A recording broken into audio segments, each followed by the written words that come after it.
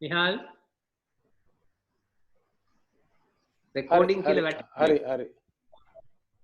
අද මාක්ස් පාසලේ 4 වෙනි ඔන්ලයින් සාකච්ඡාව කරන්නේ.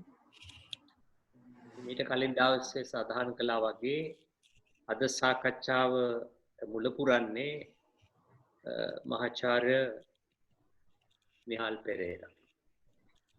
මහාචාර්ය නිහාල් පෙරේරා ඇමරිකා එක්සත් ජනපදයේ බෝල් ස්ටේට් යුනිවර්සිටි එකේ නාගරික සැලසුම් පිළිබඳ මහාචාර්යවරයෙක්. ඒ වගේම ඔහු එම විශ්වවිද්‍යාලය විසින් පවත්වාගෙන යන කැප්පේසියා කියන වැඩසටහනේ ප්‍රාරම්භකයා හැටියටත් ඒකේ සංවිධායකයා හැටියටත් කටයුතු කරනවා. ඔහු වසර 2ක් සිංගප්පූරුවේ ජාතික විශ්වවිද්‍යාලයේ ජ්‍යෙෂ්ඨ පර්යේෂකයෙකු හැටියට වැඩ කරලා තියෙනවා. එරුණාම තායිලන්ඩ් කැනඩාවේ යුනිවර්සිටි වල මේ වගේ තැන් කීපයක ඉගෙනීම් කටයුතු කරනවා. ඔහු මේ දිනවල ශ්‍රී ලංකාවේ පර්යේෂණ කටයුතු කරමින් ඉන්නේ. ඔහු විසින් ලියනු ලැබූ පොත් කිහිපයක් තියෙනවා. අයින් එක පොතක නම තමයි අපි අද සාකච්ඡාවේ මාතෘකාව හැටියට දාගෙන තියෙන people spaces කියන නැත්නම් මහජන අවකාශය කියන එක පොතක්. ඒ අරුණහම transforming Asian cities ආසියානු නගර විපරිවර්තනයක් කියන පොතත් ඔහු ලියලා තිබෙනවා. ඊට පෙර ඔහු විසින් ලංකාව ගැන පොතක් ලියලා තිනවා colonization post colonial situation එක ගැන. මම හිතන්නේ මීට වැඩි යමක් කියන්න ඕනේ නැහැ. දැන් පසුගිය මේ විතර සෑහෙන ප්‍රමාණයක් මීට පෙර කොළඹ සාකච්ඡාවලදී නිහාල්ව හමු වී තිබෙනවා. මොකද නිහාල් මීට කලින් මම සංවිධානය කළ සාකච්ඡා 3ක් විතරම කරලා තියෙනවා කොළඹ නගරේ. ඒ අරුණහම සනස විශ්වවිද්‍යාලයේ දේශනයක් කරුවා. ඊට වගේම පෙරාදෙණි විශ්වවිද්‍යාලයේ කීප වතාවක් මේ නොයෙකුත් මාතෘකා ගැන දේශන කරා.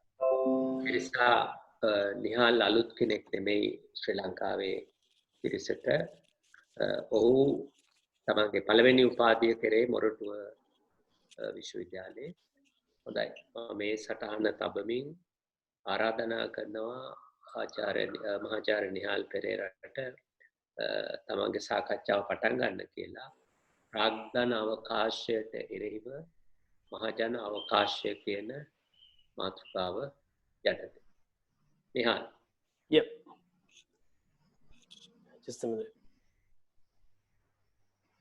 Right, you can start now. Okay. මේ ඔක්කොම ඉස්සෙල්ලා බොහොම ස්තුතියි මාක්ස් පාසලට මාව මට ඉන්විටේෂන් එකක් දීම ගැන.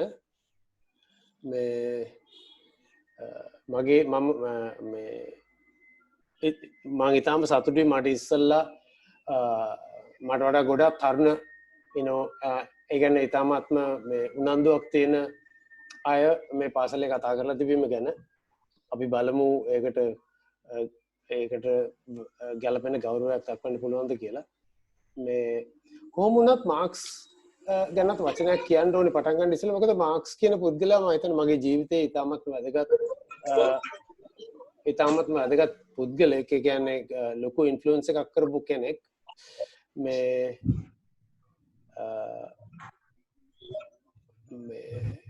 මොකද එකක් තියෙන්නේ මට ගොඩක්ම තියෙන්නේ මාක්ස්ගේ විවිධාකාර මාක්ස්ගේ අප්‍රෝච් එක. මම හිතන්නේ ගොඩක්ම ඒ කියන්නේ වැඩියෙන්ම කිව්වේ අපි ඉතිහාසය ඉගෙන ගන්නේ ඉතිහාසය ඉගෙන ගැනීමට නෙමෙයි කියලා. එයා ඇකඩමික් කෙනෙක් නෙමෙයි, මම නෑ ඇකඩමික් කෙනෙක්. ඉතිහාසය ඉගෙන ගැනීමට නෙමෙයි, මේ ලෝකය වෙනස් කිරීමට කියලා. මමත් මුල් කාලේ මම දේශපාලනය කරනකොට ඒ ආදර්ශය තාමත් වැදගත් වුණා. තාමත් වැදගත්. අනිත් එක මම හිතන්නේ ක්‍රිටිකල් තින්කින් කියන එකට එන්න පුළුවන් උනේ මම හිතන්නේ මාක්ස්ගේ එක මොටෝ එකක් තමයි සියල්ල සැක කරන්න කියන එක. සියල්ල සැක කරන්න කියලා කියන්නේ මේ අර සකයට භාජනය කරන්න කියන එක නෙමෙයි සියල්ල මේ පරීක්ෂණයට ගොදුරු කරන්න කියලා. මේක මම හිතන්නේ ගොඩක් ලීඩින් මේ මොන හරි ලොකු දේවල් වගේක් අපිට උගන්වපු අය ඔක්කොම වගේ කියලා තියෙනවා. මේ මගේ භාෂාව ගැන ටිකක් සෝරි. මේ බුදුහාමුදුරුවෝත් කියලා තියෙනවනේ මම කියපු පළේට පිළිගන්න එපා කියලා. ඒ වගේ එයා කියන දේ ගැනම නෙමෙයි. එයා කියලා තියෙනවා ලෝකෙම අපි මේ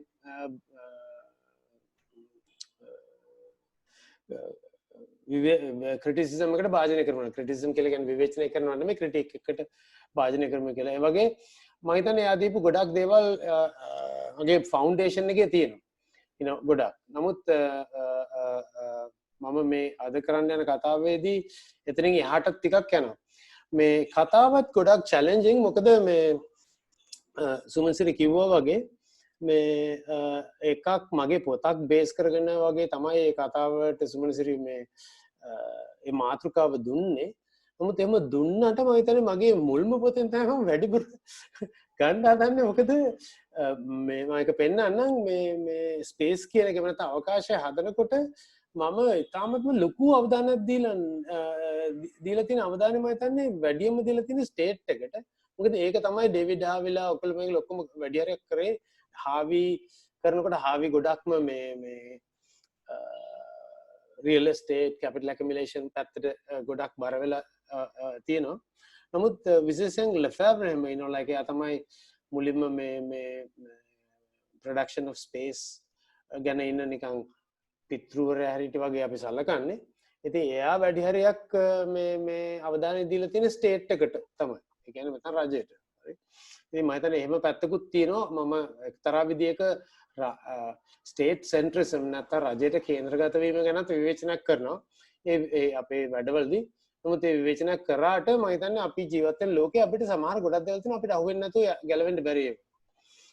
ඉතින් ඒවා වලින් අපි ක්‍රමානුකූලව තමයි ගැලවෙන්න උත්සාහ කරන්නේ. ඉතින් ඒකත් වැදගත් දෙයක්. නමුත් මම ඉස්සල්ලා මේකේ මම කරුණු තුනක් කරන්න මම මගේ ස්ලයිඩ් ප්‍රසන්ටේෂන් එක මේකට දානවා. මම කරුණු තුනක්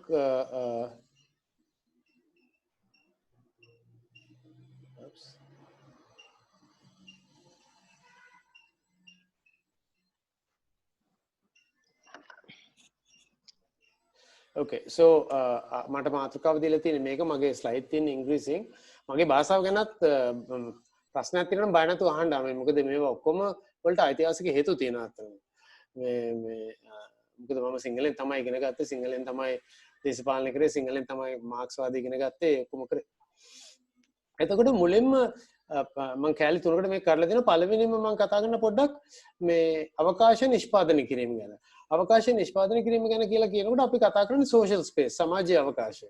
මොකද දැන් ෆිසික්ස් එම කරන කට්ටිය අවකාශවල ගැන කතා කරන අභ්‍යවකාශ ආරම්භයේ ඒක නෙමෙයි. ඒක දැන් අවකාශයක් කිව්වම ඒක එහෙම තියෙන දෙයක්ුත්. ඒක අපි නිෂ්පාදනය කරන්නේ නැහැ. ඒ නිෂ්පාදනය කරන එක අවකාශය ගැන ලෙෆෙවර් ලස්සනට කියලා තියෙනවා space is a social relations කියලා. කියන්නේ සමාජ ඒක මට ට්‍රාන්ස්ලේට් කරන්න බෑ. social relation එකක් කියන එක. එතකොට අපි ස්පේස් ගැන බැලුවොත් එම අවකාශය ගැන බැලුවොත් එම ස්පේස් කියන එක මට පාවිච්චි කරලා ප්‍රශ්නයක් නැහැ. මේ දේශපාලන බලය දරන ආයතනයේ හැටියට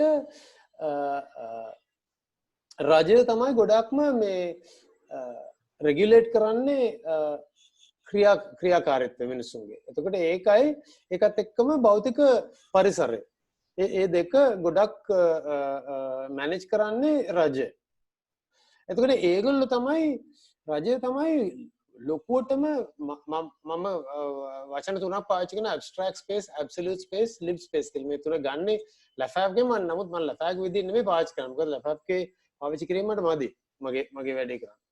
එතකොට මේ abstract space කියලා කියන්නේ දැන් අපි හිතන පාරවල් හදනවා කියලා පාරක් හදපුවම පාර කියලා එකක් අපි කියනවා. පාර කියලා කිව්වට පාර ඇත්තටම පාර වෙන්නේ මිනිස්සුයි පාරේ යනකොට බස් යනකොට වාහන යනකොට මිනිස්සු විවිධ දේවල් වෙලඳන් කරනකොට එහෙම තමයි වෙන්නේ. ඒතර abstract space කියලා කියන්නේ අපි මේ වියුක්ත දෙකට කියන්නේ ඒ අදහසක් දැන් මේ පාරක් කියලා එකක් තියෙනවා කියලා. හරිද? එතකොට ඒ ආණ්ඩුව පාවිච්චි කරනවා රජ පාවිච්චි කරනවා plans නීති රීති policies ප්‍රතිපත්ති එතකොට programs projects ඕවා මේ ඔක්කොම පාවිච්චි කරනවා. ඔයගොල්ලෝ තේරෙනවද මේක? ඊට පස්සේ ඒගොල්ලෝ නිෂ්පාදනය කරනවා ඒ වගේම අර්ථකථනය කරනවා ඒ වගේම සංවිධානය කරනවා ඒ වගේම රීස්ට්‍රක්චර් කරනවා මේ ස්පේස් එක. ඒගොල්ලන්ට ඔක්කොම කරන්න පුළුවන් නීත්‍යානුකූල බලයක්ත් තියෙනවා ඒගොල්ලන්ට. එතකොට ඒගොල්ලෝ ඒක කරනවා සාමාන්‍ය මේ අපේ මේ නේබර්හුඩ් ලෙවල් එකේ සිටි එක ලෙවල් එක රීජනල් ප්ලෑනින් කියලා එකක් තියෙනවා නැෂනල් ප්ලෑන් ඒව ඔක්කොම ඒගොල්ලෝ කරනවා. ඒතර ඒගොල්ලන්ට මේ ගෙවල් පාර්ක්ස් පාරවල් neighborhood cities ඒව ඔක්කොම හදන්න පුළුවන් ඒගොල්ලෝ හදනවා අතන. oops okay එතකොට මේ අමින් මාන්න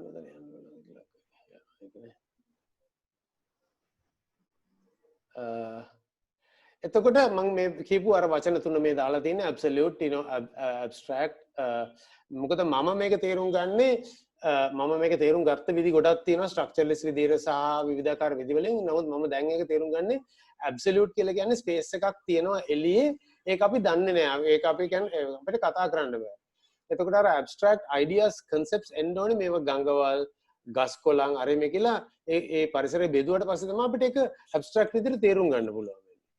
ඊට පස්සේ ලිව් කියලා කියන්නේ මිනිස්සු ජීවත් වෙනකොට කොහොමද ඒ කියන්නේ මිනිස්සු ජීවත් වෙනවත් එක්කම දැන් පන්සලක් හරි මොකක් හරි එකක් හැදුවොත් ඒකට යන පුද්ගලයන් පාවිච්චි කරන ක්‍රමයේ හැටියට තමයි ඒ ස්පේස් එක පාවිච්චි වෙන්නේ. ඒ ස්පේස් එක පාවිච්චි වීම තරහා තමයි ඒ ස්පේස් එක අතරම හැදෙන්නේ.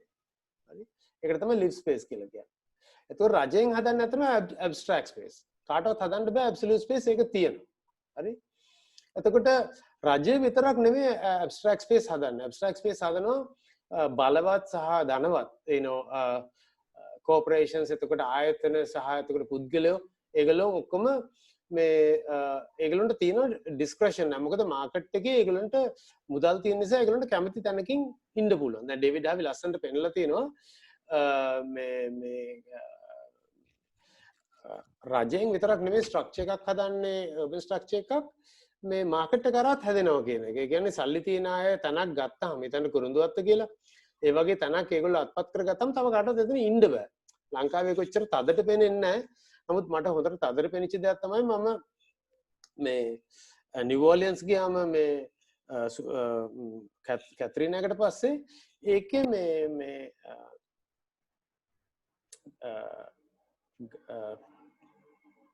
ගාඩන් මට මතක නැහැ ඒ නේබර්හුඩ් එකේ නම ඒ නේබර්හුඩ් එකට මොකුත් වෙලා නැහැ. නමුත් අර දුප්පත් මිනිස්සු හිටපු තැන් වලට තමයි වෙලා තියෙන්නේ. ඕකට හේතුව තමයි අර ධනවත් සහ බලවත් අය තනක් ගත්තාම එතනින් එහාට මේ අනිත් අයට සිද්ධ වෙනවා ඊට වඩා මේ අඩු ලාභ මේ අඩු වේදම් වගේ තැන් ගන්න. ඒතර ඒ විදිහට ස්ට්‍රක්චර් එකක් හැදෙනවා. ඒක නිකන් අර 1920 ගණන් වල සෝසියොලොජිස්ට්ලා තේරුම් කරලා තිබිච්ච විදිහට නෙමෙයි කියන එක මාක්සිස් තේරුම් කිරීමක් කරා ඩේවිඩ් හාවෙල්හම ගෙනා. දැන් ඔකට ගොඩක් ඇඩ් වෙලා තියෙනවා. කැස්ටල්ස් කතා කරන්නේ පන්ති ක්‍රමයේ හැටියට. කැස්ටල්ස් කතා කරන්නේ මේ property මෙයා වෙන විදිහට ඒක තමයි මේ ඩේවිඩ් හාවි කතා කරන්නේ වැඩි හරියක්. capital accumulation එක. කැස්ටල්ස් කතා කරන්නේ කොහොමද අපි මේක තේරුම් ගන්නේ පන්ති සටන හරහා කියන එක. හරි? මම දන්නේ නැහැ කියන්නේ කොහොමද කැස්ටල්ස් එච්චර ලොකු තැනක් නොලැබුණේ කියලා. මොකද මම වැඩියෙන් කැමති පන්ති සටන හරහා තේරුම් ගන්න. එතකොට මේ ප්‍රොෆෙසර් නිහාල් මේ අර මේ ඇටෙන්ඩන්ස්ලා ඉන්නවා මං හිතන්නේ වේටින් රූම් එකේ. ඒගොල්ලන්ව ඇඩ්මිට් කරන්න පුළුවන්ද? ෂුවර්. කොහොමද මේක දැන් කරන්නේ? මේකෙන් අයින් ඉපදෙන කිව්වා. ensure කරලා stop here කරලා දෙන්නෙක් හිටියා. ඒක ෆ්‍රී කරන්න බැරිද ඕන කෙනෙකුට එන විදියට? ඒක ඉන්න බලන්න. admit all කියලා මං ගැහුවා. ඒ වුණාට නෑ admit all කියලා මේකේ ගැහුවට ඒ participants ලා එන විදිහට තමයි ඒක පේන්න පටන් ගන්න. මේකේ. මම නම් දන්නේ නැහැ කියන්නේ ඒකේ කොමිනවන් මෝ ප්‍රොෆෙසර් ඒක මේ සෙටින් එක හදද්දීම හදන්න ඕනේ. දැන් හදන්න බෑ. බැරිද? ඕකේ. thank you. ඔව්. එතකොට මේ okay එතකොට hold off ඕනේ ඔන්න refaces මේක අපි back කරේ මේකත් දැක්කා ඔව් එතකොට මේ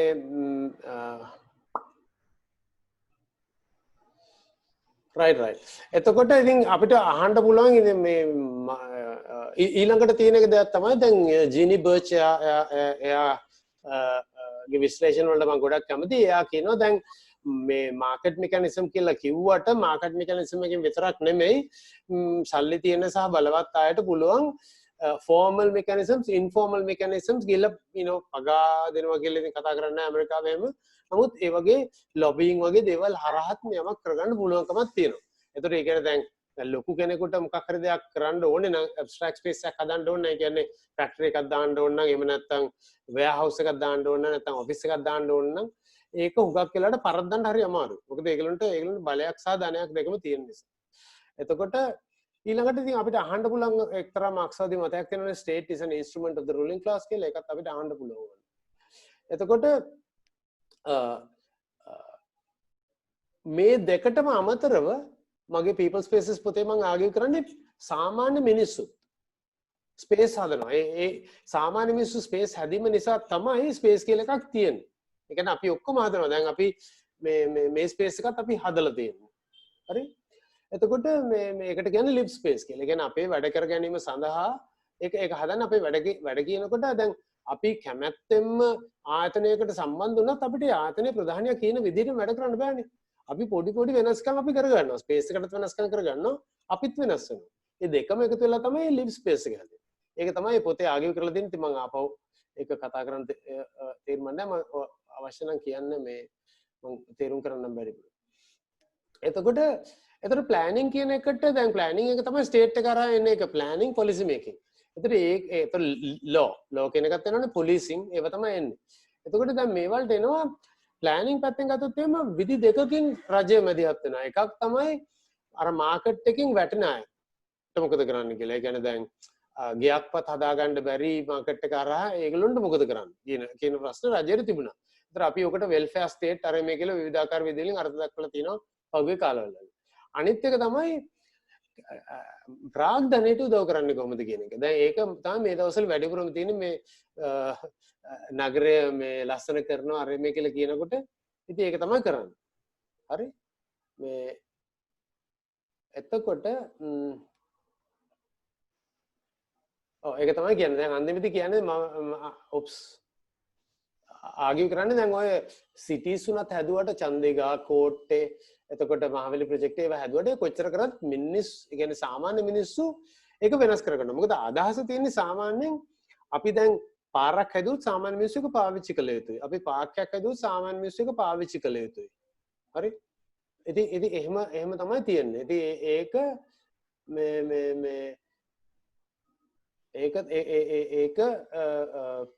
ඒක ඒගොල්ලෝ කරනවා. ඒගොල්ලෝ කරනකොට එක දෙයක් තියෙන්නේ ඒ ඇබ්ස්ට්‍රැක්ට් ස්පේස් එක ඔකියුපයි කරනකොටම අපි හිතන්න පන්සලක් කියලා පන්සලකට අපි යනකොටම පන්සලක් කියලා කියන්නේ ඇබ්ස්ට්‍රැක්ට් අදහසක්. පන්සලට යනකොටම පන්සල වෙනස් වෙනවා. අපි යනකොටම. මොකද මේ අපි යන්නේ අපේ විදියට. ඊට පස්සේ මිනිස්සු කියනවා ඔහොම දෙන්නේ ජීන්ස් ගහගෙන දෙන්නේ අර මේ කියලා විවිධාකාර වාද විවාද ඇති වෙන්න පුළුවන්. නමුත් අපි යන්නේ අපේ විදියට. ඒතර පන්සල කියලා කියන එක අර ඩ්‍රොයින් එක අඳපු එක නෙමෙයි අන්තිමට. හරි? එතකොට මේ ඒ ඇබ්ස්ට්‍රැක්ට් ස්පේස් කියන එකේම කම්ප්ලීට් නෑ. දැන් ලෙෆෙව්රේම කතා කරන්නේ ඒක නිකන් කම්ප්ලීට් දෙයක් විදියට. මම එහෙම දකින්නේ නැහැ. එතකොට මේ සිමෝන්ගේ කතාවක් තියෙන මම මේක සම්පූර්ණයෙන් කියවන්න යන්නේ නැහැ.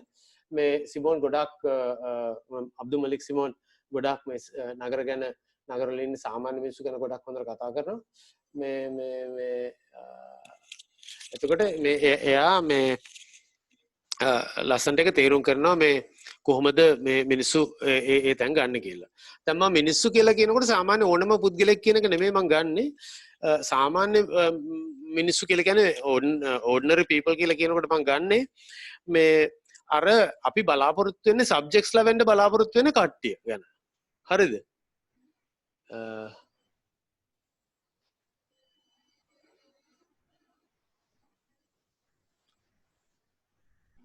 මට තව මෙසේජ් එකක් එනවා මේ කට්ටියව ගන්න කියලා පොඩ්ඩක් බලමු මොකද්ද කරන්න කියලා.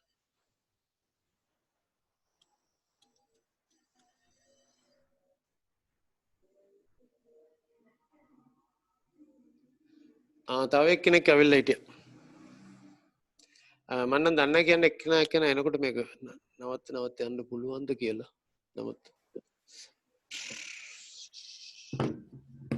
machine again. I'll go back again. Okay. I think it's right. එතකොට මේ අර රජය විසින් සහ කැපිටල් එක විසින් නැත්නම් ප්‍රාග්ධනය විසින් ඇති කරන ස්පේසස් වැඩ කරන්න බෑ සබ්ජෙක්ට්ස් වල නැතුව. දැන් ෆැක්ටරි එකක් වැඩ කරන්න බෑ කම්කරුවෝ නැතුව. නමුත් ඒ කම්කරුවෝ අරක වෙනස් කරනවා. දැන් එතනට ආවොත් මොකද දැන් මාක්ස් උනත් කියලා තියෙන හුඟක් වෙලාවට ගොඩක් මාක්ස් වාදී සාහිත්‍යයේ තියෙනවා මිනිස්සු කියලා කියන්නේ වික්ටිම්ස්ලා කියලා. ඒ කියන්නේ කැපිටල් එක විසින් මේ සම්පූර්ණයෙන් මොකද්ද කියන්නේ මේ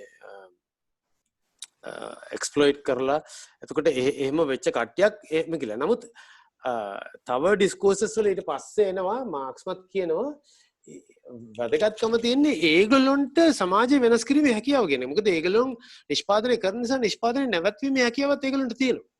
ඉතින් ඒ පැත්තෙන් තමයි මම මේකට ඇතුල් වෙන්නේ. ඒ කියන්නේ ඒ සමාජය වෙනස් කරන්න පුළුවන් කියලා සහ තියෙන තත්ත්වයන් වෙනස් කරන්න පුළුවන් කියන අදහසින් මම හිතන්නේ මුළු මාක්ස්වාදම ගොඩනගලා තියෙන ඒකේ උඩ කියලා මම හිතන්නේ ඒක විදිහකට.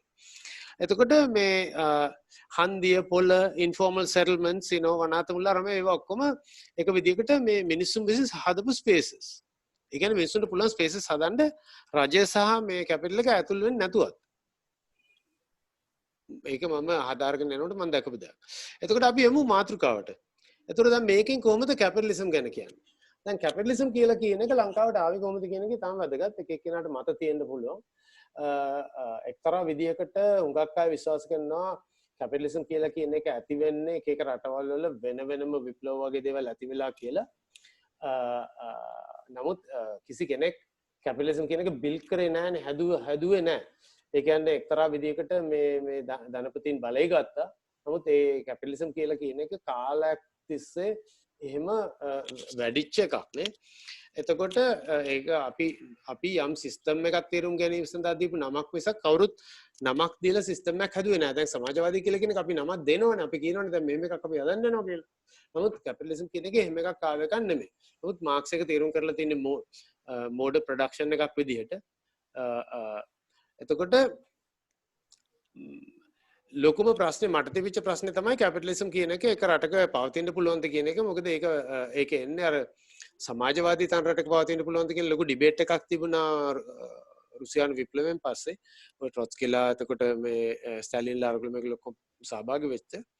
එතකොට ඒකෙන් අහන්න පුළුවන් කොහොමද කැපිටලිසම් එපි වුණේ කියන එක. එතකොට එක මතයක් තමයි විප්ලව ගානක් සිද්ධ වුණා කියලා කියන එක. ඒකේ එක්තරා විදිහක් මම හිතන්නේ විප්ලව ඔක්කොටම වැදගත්කමක් තියෙනවා. නමුත් මම ඒකට ප්‍රෝචන්ට කැමති කැපිටලිසම් කියලා කියන්නේ ලෝක ක්‍රමයක් කියනකොට. ඒ ලෝක ක්‍රමයක්කින් ඇත්තටම මේකේ අර ටෙරි හොප්කින්ස් මේක කියලා දෙන්නේ කැපිටලිස්ට් වර්ල්ඩ් සිස්ටම් එක අන්තිමේදී හැම අනිත් ලයිව්ලිහුඩ් සිස්ටම් එකක්ම එක්කෝ ඉවත් කරා එක්කෝ අඩපණ කරා එහෙම නැත්නම් ඒක කැපිටලිසම් වලට ඩිපෙන්ඩන්ට් කරා. හරිද? ඒක කාලයක් තිස්සේ තමයි වෙන්නේ. එතකොට ඒ කැපිටලිස්ට් වර්ල්ඩ් ඉකොනොමික් කියලා කියන එක ලෝක ක්‍රමය කියන එක මොකද්ද ඒකේ ලක්ෂණ? මම මේක ගන්නෙ ගොඩක් ඉමානුවල් වලස්ටයින්ගේ තියරිසේෂන් එක හරහා. නමුත් තව කට්ටියත් මේක තියරයිස් කරලා තියෙනවා. එතකොට තනි ඉකොනොමි එකක් තනි ආර්ථිකයක් බහුවිධ දේශපාලන ක්‍රමයක්. ඒ කියන්නේ රජයන් ගොඩක් තියෙනවා. එකම ඩිවිෂන් ඔෆ් ලේබර්. ඒ කියන්නේ අපි අර පළවෙනි ලෝක දෙවෙනි ලෝක කියන්නේ එයා කියන්නේ කෝ ඇන්ඩ් පෙරිෆරි කියලා. එහෙම එකක් තියෙනවා. ඊට පස්සේ මොන වගේද ප්‍රොසෙසස් තියෙන්නේ? සූරාකෑම තියෙනවම සූරාකෑම ඇති වෙන්න පුළුවන් රටක් ඇතුලේ ෆැක්ටරියක් විතරක් නෙමෙයි. සූරාකෑම ඇති වෙන්නේ කොමොඩිටි චේන්ස් හරහා. දැන් උදාහරණයක් විදිහට දැන් මෙහි තේ වගා කරාට තේවල ලාභය ගන්න අතරම එංගලන්තේ. you know දැන් වෙනස් වෙන්න පුළුවන්.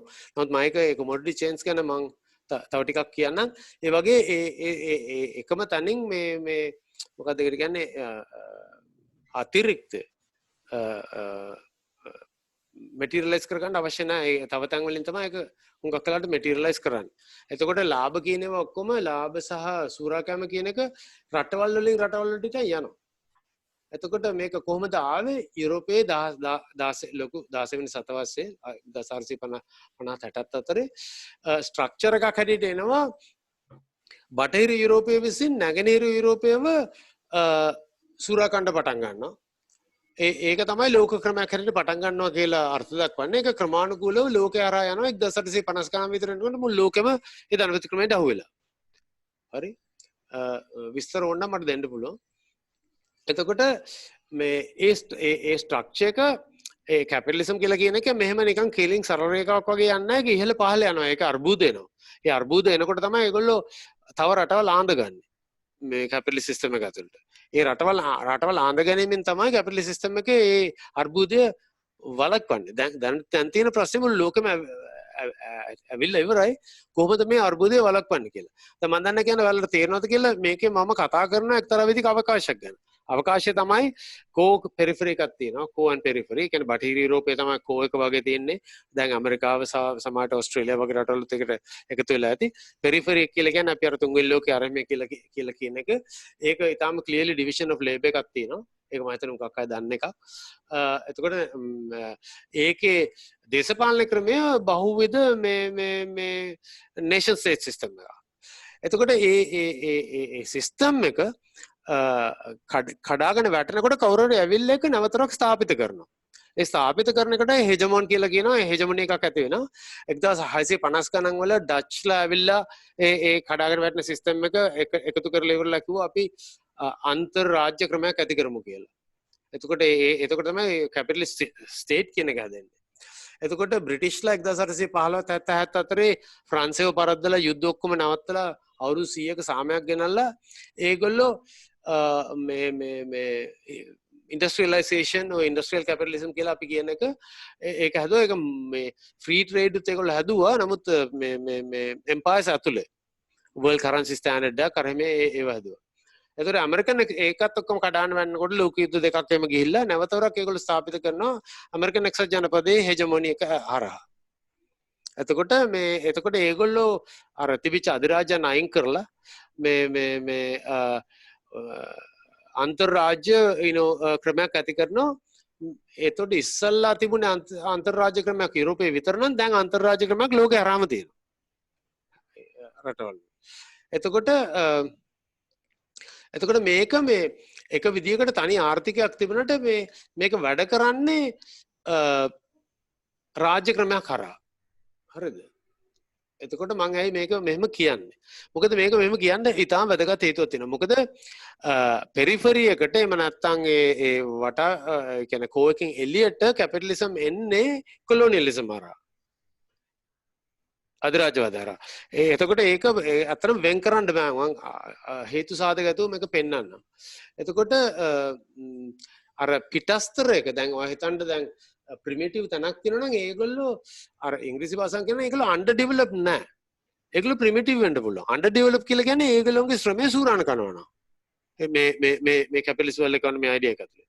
එතකොට ඒකට ඇදලා ගන්න ඕනේ. දැන් හිතන්න ලංකාව පෘතුගීසින් අල්ල ගන්නකොට හිටපු ගැමියෝ ඒගොල්ලෝ අන්ඩර් ඩෙවලොප් නෑ. මේ කැපිටලිස්ට් වල ඉකොනොමි අදහස හැටියට. ඒගොල්ලෝ ප්‍රිමිටිව් හරි මොකක් හරි වෙන්න පුළුවන්. ඒගොල්ලෝ ඇත්තටම අන්ඩර් ඩෙවලොප් වෙන්නේ ඒගොල්ලෝ මේ කැපිටලිස්ට් වර්ල්ඩ් ඉකොනොමි එකේ කොටසක් වෙලා කැපිටලිස්ට් වර්ල්ඩ් ඉකොනොමි එකට තමුන්ගේ ශ්‍රමයෙන් දායකත්වය දක්වන්න පටන් ගත්තා පස්සේ. එතකොට අවකාශ වශයෙන් ගත්තාම මට තේරෙනවා දැන් මේකට කම්පැටිබල් ගැලපෙන අවකාශයන් තියෙන්න ඕනේ. දැන් යුරෝපයේ ආර්ථිකයක් තිබුණාට මෙහෙ මේ ගෙවත්තේ මිරිස් වැව්වට නැත්නම් මිරිස් ඒ කාලේ වැව්වෙත් නෑ.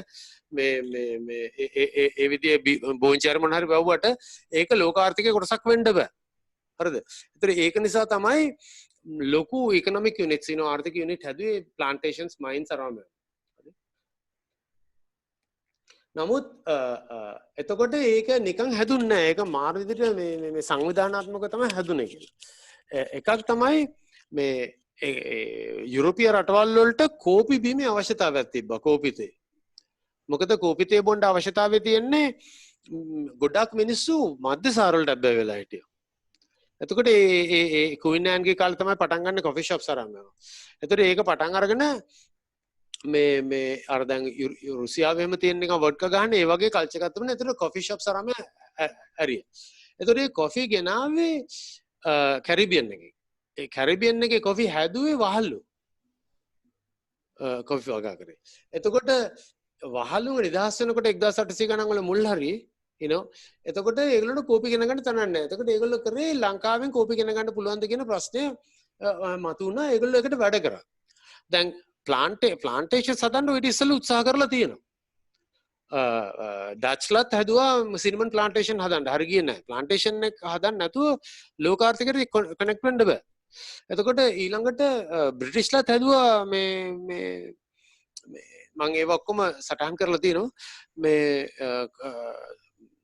කුරුඳු වගාවක් කරන්න පුළුවන්ද කියලා ප්ලාන්ටේෂන්ස් කරන්න පුළුවන්ද කියලා. නමුත් ඒගොල්ලෝ ගත්ත හැම ස්ටෙප් එකක්ම ටිකක් පරක්කු වැඩි. ඒ නිසා ඒක කවදාත් කරන්න බැරි නමුත් කෝපි වලින් තමයි ඒගොල්ලෝ ඒ ලෝක ආර්ථිකයට මේ රට කනෙක්ට් මේ සිලෝන් එක කනෙක්ට් කරේ. මම සිලෝන් කියන එකටත් තීරමක් තියෙනවා.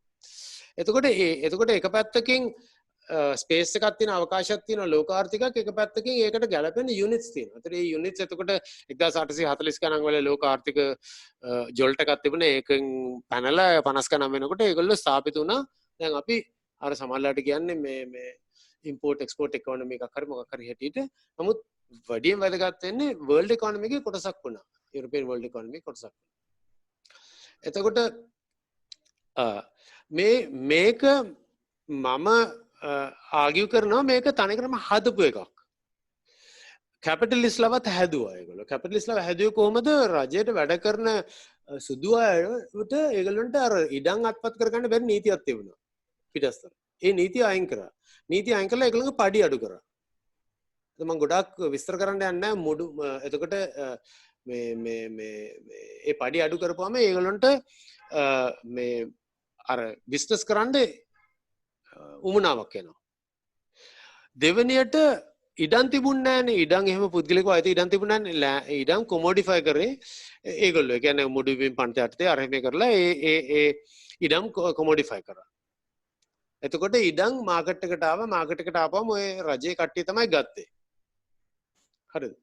ඒතර ඊළඟට බ්‍රාග්ධනයක් කියලා එකක් තිබුණෙත් නැහැ. ලංකාව කියලා කියන්නේ මාර මේ ලාභ සහිත කොලනියක් නෙමෙයි. ප්‍රාග්ධනයක් කියලා එකක් තිබුණෙත් නැහැ. එතකොට ඒගොල්ලෝ කරේ මේ බැංකු වලින් එහෙම ණය දෙන්න ගත්තා. නමුත් ලංකා ඒ කියන්නේ සිලෝන් කට්ටියට ණය දුන්නා. ඊට පස්සේ කම්කරුවෝ ගන්න බැලුවා. ඒක මම ගැන මම චුට්ටක් කියන්නම් ඉස්සරහට. එතකොට කම්කරුවෝ ලංකාවේ කම්කරුවෝ හැටියට එකට බඳව ගන්න බැරි වුණාම ඒගොල්ලෝ ඇවිල්ලා වැඩ කරන්න නැති වුණාම බදු ගැව්වා. ඒතර බදු ගහපුවම කීයක් හරි හොයාගන්න ඕනේ බදු ගෙවන්න. නමුත් ඒකත් හරි ගියේ නැහැ. මොකද ඒගොල්ලෝ සමහරවිට වතුල වැඩ කරාට ඒගොල්ලොන්ගේ කෝපි ඉදුණාම ඒ කෝපි කඩලා තමයි ඒගොල්ලෝ යන්නේ වත්තේ කෝපි කඩන්න. ඒතර ඒ කොහමද ඒක වැඩ කරපු නැති නිසා අන්තිමේදී ඉන්දියාවෙන් කම්කරුවෝ ගෙනාවා. ඒකත් අපි කවුරුත් දන්න දෙයක්. එතකොට මේ ආර්ථිකයේ දැන් ඔය මැප් එකක් මම දාලා තියෙනවා පේනවා ඇතිනේ. ඒ ආර්ථිකයේ එතකොට මධ්‍යස්ථානය වෙන්නේ ඇත්තටම එක විදිහකට ලෝකල් මධ්‍යස්ථානය වෙන්නේ මහනුවර. එතකොට මහනුවරට එනවා අලුත් අර්ථයක් අර පරණ රජවරු හිටපු තැනක් නෙමෙයි මේ ප්ලාන්ටේෂන්ස් ඒතර ඉකොනොමි එකේ මධ්‍යස්ථානයක් වෙනවා. හරිද? ඒතර මේක අවකාශයක් නෑ. දැන් ඒ කොළඹ නුවර කනෙක්ෂන් එකට අලුත් අර්ථයක්ත් එනවා. ඒ කියන්නේ ඉස්සෙල්ලා තිබුණේ බලයන් දෙකක් අතරනේ. ඒ කියන්නේ නුවර රාජධානිය නිසා කොළඹ මේ සුදු අයනේ. දැන් මේකට සම්පූර්ණ වෙනස් වෙනවා. එතකොට මේක එනවා දැන් බැංකුව එතකොට ඒජන්සි හවුසස් එතකොට චේම්බර් ඔෆ් කොමර්ස් මේවා ඔක්කොම ලොකේට් වෙන්නේ කොළඹ.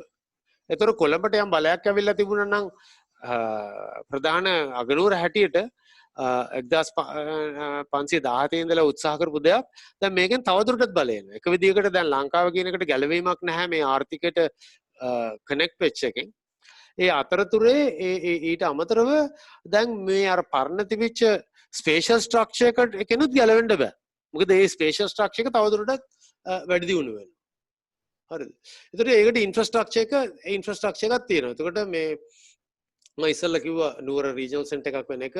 එතකොට අර පාරවල් පද්ධතියක් තිබුණානේ. පාරවල් ඉස්සෙල්ලා දාන්නේ ප්‍රොවින්සස්, ඒ කියන්නේ පළාත් හදලා පළාත්වල කැපිටල්ස් කොළඹට කනෙක්ට් කරලා පරිපාලනය සඳහා. ඒක තමයි දෙවෙනියට වැඩිම වැදගත් මම ආගියු කරන කොලෝනියලිසම් වල වැදගත්ම අංගයක්. ඒ කොළඹ ප්‍රමුඛ කරන එක කොළඹෙන් ලංකාව හදන එක. එතකොට දැන් මේකට තව අලුත් ලේයර් එකක් දානවා. කොළඹෙන් තමයි මේ ඔක්කොම හදන්නේ. ඒ කොළඹ තමයි ප්‍රධාන වශයෙන් බලවත් වෙන්නේ. එතකොට ඒ කොළඹ ඉඳලා නුවර අතරේ ප්‍රවාහනය කරේ මේ කරත්ත කට්ටිය නම් ලංකාවේ නම් ඒගොල්ලෝ එක්තරා විදිහකට ධනපති වුණා. ඒ කාලේ රේන්ද මුදලාල්ලා සහ ඒ කරත්තකරු. එතකොට රේල්ුව දැම්මට පස්සේ ඒකත් නැතු වෙනවා. රේල්ුව දැම්මට පස්සේ ඒකත් බ්‍රිතාන්‍යන් විසින්ම කරන්න ගන්නවා. එතකොට 1850 ගණන් වල ටෙලිග්‍රාෆ් වෙනවා. එතකොට ඒකත් එක්ක සම්පූර්ණ අර කොලෝනියල් ඉන්ෆ්‍රාස්ට්‍රක්චර් එක තවදුරටත් රේන්ෆෝස් කරනවා. එතකොට දැන් මේ ඒ කොලෝනියලිසම් එකයි කැපිටලිසම් එකයි අතර සම්බන්ධකම් මොකක්ද කියන එකත් ඉතාම වැදගත් ප්‍රශ්නයක්. එතකොට මේක ඔක්කොම සාර්ථක වුණාට පස්සේ මේ ඔයගලන්ට මේ කියව ගන්න පුළුවන් මට මේ වලට වැහිලා පොඩ්ඩක් මේ ඔයගලන්ගේ පින්තූර වලට මේ ජේම්ස් ටෙනන්ට් එයා තමයි මේ හිටපු මේ කොලෝනියල් සෙක්‍රටරි 1850 ගණන් වල එයා ලස්සනට ලියනවා එයාගේ පොතේ මේක මේ කාර්මික විප්ලවයක් වගේ එකක් කියලා. කාර්මික විප්ලවයක්. ඒ කියන්නේ ඒක වැදගත්ම පරිවර්තනයක් යුරෝපයේ වෙච්ච. එතකොට නිකන් මේ ස්ලගිෂ් මිලිටරි කැන්ටෝන්මන්ට් එකක් වගේ තිබිච්ච, ඒ කියන්නේ මිලිටරි තැනක් වගේ තිබිච්ච එකකින් එන්ටර්ප්‍රයිසින් බ්‍රිටිෂ් කොලොනි එකක් වුණා කියන එක මේක. එතකොට මේක කොච්චර වුණාද කියලා කියනවා නම් අර ඕකේ අර පල්ලෙහා දකුණු පැත්තේ තියෙන පින්තූරේ ලංකාවේ කොළඹ ඇත්තටම ක්ලැපන් ජංක්ෂන් of the east කියලා එනවා. ඒ කියන්නේ කොළඹ ක්ලැපම් ජංක්ෂන් එක වගේ කියන එක තමයි ඒගොල්ලෝ කතා කරන්නේ. එතකොට දැන් මේ කේව් බුක් ස්ටෝර් එක අඩි 400ක් දිගයි. මම හිතන්නේ තාමත් නැහැ එහෙම බුක් ස්ටෝර් එකක් අපිට. හරිද? ඒක කැපිටලිසම් කියලා කියන්න බෑ. මොකද කැපිටලිසම් තමයි. නමුත් අර නැව් ඇවිල්ලා නවත්තනවා, කෝලිං ස්ටේෂන් එකක් කොළඹ ඒ ගොඩක් අධිරාජ්‍ය කැපිටලිසම් මේ දෙක තුනම එකතු වෙලා ආපු එක. මේ තියෙන්නේ මැප්ස් එකක්. මම හිතන්නේ ඒකට කාලනාශ කරන්න බෑ අපිට. මේ එතකොට ඒ ටික මේවා කරාට පස්සේ දැන් ඇත්තටම කොහොමද අර කැපිටල් ස්පේස් එකට කොහොමද පීපල් ස්පේස් එක කනෙක්ට් වෙන්නේ? ඒ කියන්නේ මිනිස්සු කොහොමද දැන් රෙස්පොන්ඩ් කරන්නේ? හරිද? එතකොට ඒක රෙස්පොන්ස් එකක් තමයි එලීට්ලා වෙන කට්ටිය. ඒ කියන්නේ රේන්ද මුදලාල්ලා, එතකොට කරත්ත කරුවෝ ඒගොල්ලෝ ධනපතින් වෙන කට්ටිය ඒකට රෙස්පොන්ඩ් කරලා ඒගොල්ලොත් එක්ක ඉඳලා ඔක්ස්ෆර්ඩ් කේම්බ්‍රිජ් කියලා ගිහපු කට්ටියක් තව ඒ කියන්නේ අධ්‍යාපනයක් ලැබලා කොහමරි කොලෝනියල් ක්‍රමයේ ඇතුලේ ගමන් කරන කට්ටිය. එතකොට අපි ගත්තොත් එහෙම ලංකාවේ සාමාන්‍ය අය කියන්නේ සිංහල මිනිස්සු කියලා කියන්නකෝ නම් මේ උඩරට හිටපු අය ඒගොල්ලන්ට තිබුණේ මම හිතන්නේ ඒගොල්ලන්ගේ රෙස්පොන්ස් එක අපති කියලා කියන්නේ ගණන් ගන්න. ඒගොල්ලන්ට ඒගොල්ලන්ට අවිලා මේකේ වැඩ කරන්න කිව්වට ඒගොල්ලන්ට ඒකට ප්‍රශ්නයක් නැහැ. ඒගොල්ලන්ට වැඩ කරන්න අවශ්‍යතාවයක් නැහැ. මේ ප්ලාන්ටේෂන් එකේ. එතකොට මෙහෙමත් දෙයක් තියෙනවා. නැගී සිටීමුත් තිබුණා රිවෝල්ට්ස්. එහෙම නැත්නම් මේ රෙවොලූෂන්ස් නෙමෙයි ඒවා අප්‍රයිසස්. එතකොට 1817 1848 ඔයගොල්ලෝ අහලා තින්නේ නේ. එතකොට මිනිස්සු අතරම නැගිටීම් කරනකොට මිනිස්සු රාජකාරියේම බ්‍රිටිෂ්ලා නැති කරනකොට මිනිස්සු කැමති ඒකට. නමුත් ටැක්ස් දානකොට මිනිස්සු කැමති නෑ ඒකට බදු ගන්නකොට. එතකොට ඒක ඉන්ටරෙස්ටිං රාජකාරිය නැති කරා කියලා මිනිස්සු අර රේල්වේ වැඩ කරන්න එතකොට මේ වතු වල වැඩ කරන්න ආවේ නෑ. නමුත් මිනිස්සුන්ට ඕනේ ටැක්ස් උත් නැති කරන්න. එතකොට මිනිස්සුන්ට සල්ලි වලට අවශ්‍යතාවයක් නෑ. අරගොල්ලෝ ටැක්ස් දාන්නේ ඒගොල්ලෝ කියන්නේ බඩ පොඩ්ඩක් එන්නිත් ඕන මිනිස්සු වැඩ කරයි කියලා. මිනිස්සු අර කම්මැලි කියලා. කොලොනිස් හැම වෙලේම කිව්වන් ලෝකස්ලා කම්මැලි කියලා. එතකොට එනවා. එතකොට ඒකෙදි මම මේ පස්සට ගියොත් මේ මැප් එකේ මේ අන්තිම මැප් එකේ තියෙන අර පුත්තලම් රෝඩ් නදන් රෝඩ් කියලා කියන්නේ. එතකොට අලුත් ඉන්ෆ්‍රාස්ට්‍රක්චර් එකක් හැදෙනවා මේ අර ඉන්දියාවෙන් කම්කරු කියන රූට්ස් වල. මේ මිනිස්සු පයින් එන්නේ.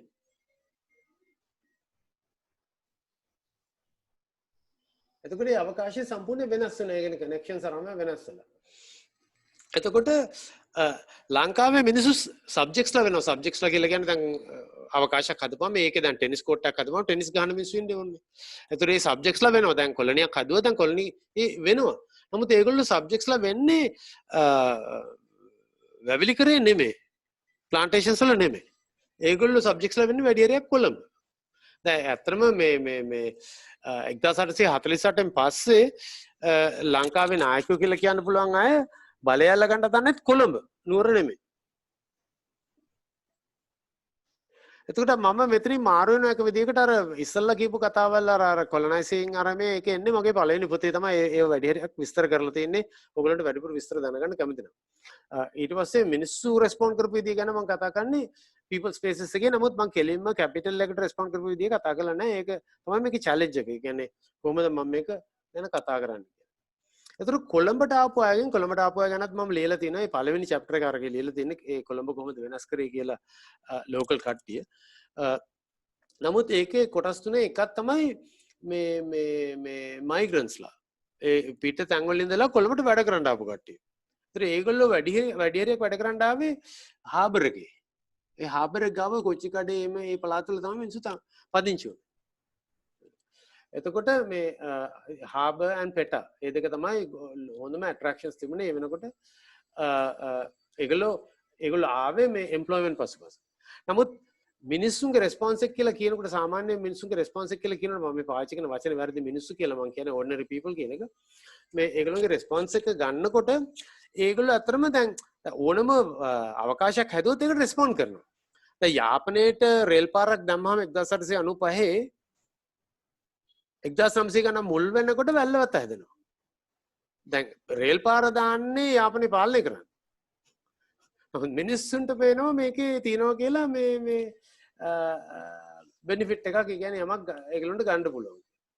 ඒතර අපි බලමු කොහොමද මේ කොළඹ වෙනස් වුනේ කියන එක ගැන. මේක ගැන මම විවිධාකාර තැන්වල කතා කරලා තියෙනවා. ඒ chapter එකේ තියෙනවා මම කතා කරන්න යන්නේ නැහැ. නමුත් පසුබිමක් හැටියට මේ ඒ ආර්ථිකය ඔක්කොම ශක්තිමත් වුණාට පස්සේ මම නම් ආගිය කරන්නේ ආර්ථික ශක්තිමත් වීම නෙමෙයි. පළවෙනි හේතුව 1848 කැරල්ල පරාජය වීම සහ මොකද මේ ශක්තිය එන්නේ දේශපාලන වශයෙන් ආර්ථික වශයෙන් නෙමෙයි. මම නම් හිතන්නේ ආර්ථිකය කියන එකත් එක විදිහට කොලෝනියල් නිෂ්පාදනයක් කියන එක. එතකොට ඒගොල්ලන්ට පුළුවන් වෙන ඒගොල්ලෝ බය නැතුව පිට කොටුවෙන් අයින් වෙලා කුරුඳුවත්ත පදිංචියට එනවා. කුරුඳුවත්ත තනිකරම පදිංචියක් විතර නෙමෙයි කල්චරල් සෙන්ටර් එකක් විදිහට හදන්නේ. කොළඹත් ගෝල් ෆේස් එක කරාම ඔක්කොම වෙනස් කරනවා. ඒක මහා විශාල පරිවර්තනයක් 1860 ගණන් සහ 80 ගණන් අතරේ සිද්ධ වෙනවා. එතකොට ලංකාවේ ධනපතීන් වෙන කොටසත් ඒගොල්ලොත් මේකට එකතු වෙනවා ඒ වෙනස්කමට. බුද්දිස් රිවයිවල් එකත් ඒකට එකතු වෙනවා. මම මේව කතා කරන්නේ නැහැ මොකද මේව නෙමෙයි මේක. එතකොට ගොඩක් කොළඹ කියන එකත් ඉන්ඩිජනයිස් වෙනවා. කොළඹ ඉන්ඩිජනයිස් වෙන එකේ ඒ කියන්නේ ලෝකලයිස් වෙනවා. කොළඹ ඒකේ මම හිතන්නේ මම ફોකස් කරන්න යන්නේ මයිග්‍රන්ට්ස්ලා කියන එක. මොකද එතන තමයි වැදගත්. අපේ කතාවට. ඒතර දැන් මිනිස්සු කොලොනියලිසම් වලට යට වෙලා දැන් කියනවා හරිය අපි හොඳයි අපි ඇවිල්ලා වැඩ කරන්න. අපි නමුත් අපිට මේ වතුකරේ වැඩ කරන්න බෑ. ඒකට අපි යන්නේ නැහැ. අපි එනවා කොළඹ වැඩ කරන්න කම්කරුවේටිට කියලා දැන් කට්ටිය එනවා. ඉතින් එම කට්ටියමත් නෙමෙයි වෙන්න පුළුවන්. හරි. එතකොට දැන් ඩිස්කෝස් එකක් පටන් ගන්නවා ඇත්තටම අන්තිමේදී පවර්ටි කියන ඩිස්කෝස් එක. දැන් මේ දාලා තින්නේ ධාරාවි කියන ධාරාවි ගැන හැම කෙනෙක් හුඟක් කෙනෙක් දන්නවා. ඒව ගැන ගොඩක් ලියලත් තියෙනවා. මේ පවර්ටි කියන ඩිස්කෝස් එක එන්නේ දැන් ඒ කියන්නේ යුරෝපයේ ඇත්තටම සංවර්ධිතයි මේක අසංවර්ධිතයි කියන වගේ අදහසක් කරා තමයි මේ ඒ පවර්ටි කියන කියන්නේ ඒක එක්තරා විදිහක හරකයකට දාපු එක. එතකොට ඔය අර්ථ දක්වීම එන්න පටන් ගන්නවා ඒ කාලේ. දැන් එක පැත්තකින් මම කිව්වේ මයිග්‍රන්ට්ස්ලා එනවා කම්කරු වෙන්න ලංකාව මිනිස්සු එනවා. එතකොට ඒ ආපු මිනිස්සු මොකද කරන්නේ? ඒගොල්ලන්ට පුළුවන් විදිහට තමයි ඒගොල්ලෝ මේ ජීවත් වෙන්නේ. ඒගොල්ලන්ට ආපම ලොකු ගයක් ඉතුරුලා තියෙනවනේ ඒගොල්ලෝ ඒ ගෙදරට ඉන්නවා. ඒතර කවුරු ඇවිල්ලා කිව්වොත් එම් කුලියක් ගෙවන්න ඕනේ කියලා ඒගොල්ලන්ට කුලිය ගෙවන්න බැරි නම් ඒගොල්ලෝ පවුල් තව දෙක තුනක් එකතු කරගන්නවා. එතකොට මුනිසිපැලිටියෙන් කියන මේක ස්ලම් එකක් කියලා. මේක එක පවුලකට ඉන්න හදපු එකක් විතරයි අර මේක. ඒතර ඊළඟට මේ ඒගොල්ලෝ අර ගමේ ගෙවල් හදපු විදිහට ඒගොල්ලන්ට හම් වෙන දේවල් වලින් ඒගොල්ලෝ ගෙවල් හදාගත්තාම ඒකට කියනවා ෂැන්ටි එකක්. හරි. එතකොට දැන් ඒක ඉන්ටරෙස්ටිං මේගොල්ලෝ එනවා මේගොල්ලෝ දැන් එකඟ වෙනවා බ්‍රිටිෂ් පාලනයත් එක්ක ජීවත් වෙන්න. බ්‍රිටිෂ් පාලනය යටතේ ජීවත් වෙන්න. නමුත් ඒගොල්ලන්ට පුළුවන් විදිහට තමයි ඒගොල්ලෝ ජීවත් වෙන්නේ. මේ මම බලන්න මට අමතකුණු තහඬ එංගල්ස් ලස්සන කතාවක් කියලා තියෙනවා ගැන. එතකොට මම මේ මෑතකදී කරපු මේ සටහන් මෑතකදී කරපු සටහනකදී කරපු එක තමයි මේ කෙනෙක් මම දෙන්නේ මේක අර මම කැමති ටැන්ජිබල් වෙනවා නම් ඒ කියන්නේ අපිට තීරුම් ගන්න පුළුවන් වෙනවා නම් ලොකු concepts abstracts නැතුව කෙනෙක් ගියක් හදා ගන්නවා හම්බෙච්ච මැටීරියල් වලින් එක ලයිට් බල්බ් එකයි තියෙන්නේ මේක ඔයගලන්ට කියව ගන්න පුළුවන් නම් එතකොට මේ ඒගොල්ලෝ අයිස් පළම් විකුණනවා මේ ඉස්කෝලේ යන ළමයින්ටයි මේ මැච් බලන්න යන අයට මොකද ක්‍රිකට් පිටි නෑ ගම එක තියෙන්නේ අන්තිමේදී ආණ්ඩුවෙන් තීරණය කරනවා ඒගොල්ලන්ට මේ ගයක් දෙනවා කියලා ඒතර හයි රයිස් ඇපාර්ට්මන්ට් එකක් දෙනවා ඒක දුන්නට පස්සේ අවුරුදු මාසෙකට විතර පස්සේ ඒගොල්ලන්ට කියනවා මේ රුපියල් 3000 විතර බිලක් එනවා ඒගොල්ලන්ට ඒක ගෙවන්න බෑ එතකොට මේ ඒගොල්ලන්ට දර පාවිච්චි කරන්නත් බෑ ඒකේ ඉස්සර පාවිච්චි කරා වගේ අයිස් පළම් හදලා විකුණන්නත් බෑ එතකොට වටේ පිටේ මිනිස්සුත් එක්ක රණ්ඩු වෙනවා මොකද මේ මිනිස්සු ඔක්කොම එක නෙමෙයි ඊට පස්සේ අම්මා බය වෙනවා දුවව තනියම අරින්න මේ රේප් කරා යරන්නේ කියලා තාත්තා බස් වල පොත් විකුණන්නේ එයා පොත් විකුණන එක දැන් වෙලාව සම්පූර්ණයෙන් අඩු වෙනවා ඒක සම්පූර්ණ එක පැත්තකින් ආදායමට නේ ඒතර පුතාලා දෙන්නව ඉස්කෝලේ යවන එක නවත්වනවා right මේක එක විදිහකට වික්ටිමයිස් වෙච්ච කතාවක් නමුත් මේක ඇත්තට මේ අන්කමන් නෑ එතකොට පුතාලා දෙන්නව නැවත කතරපස්සේ පුතාලා දෙන්න ඩ්‍රග්ස් වලට සෙට් වෙනවා මොකද ඒ ඔය තට්ටු නිවාස වල එහෙම දේවල් තියෙනවා අඟුලානෙත් තියෙනවා කියලා මම ඊයේ පෙරේද මම කතා කරපු කෙනෙක් පැහැදිලි කරා එතකොට ඊට පස්සේ UD එකකින් ඇවිල්ලා කියනවා ඕගොල්ලෝ මේ කුලි ගෙව්වේ නැත්තම් මේ සල්ලි ගෙව්වේ නැත්තම් ඕගොල්ලෝ වතුර කපනවා කියලා අත්‍තරම ඒගොල්ලෝ වතුර කපනවා මම දැකලා තියෙනවා මම එතනට ගිහිල්ලා තියෙනවා වතුර කපන දවස්වල මේක ජිනීවා කන්වෙන්ෂන් එකටත් විරුද්ධයි නමුත් ජිනීවා කන්වෙන්ෂන් එක කියන එක වැදගත් නෑ නේද ලංකාවේ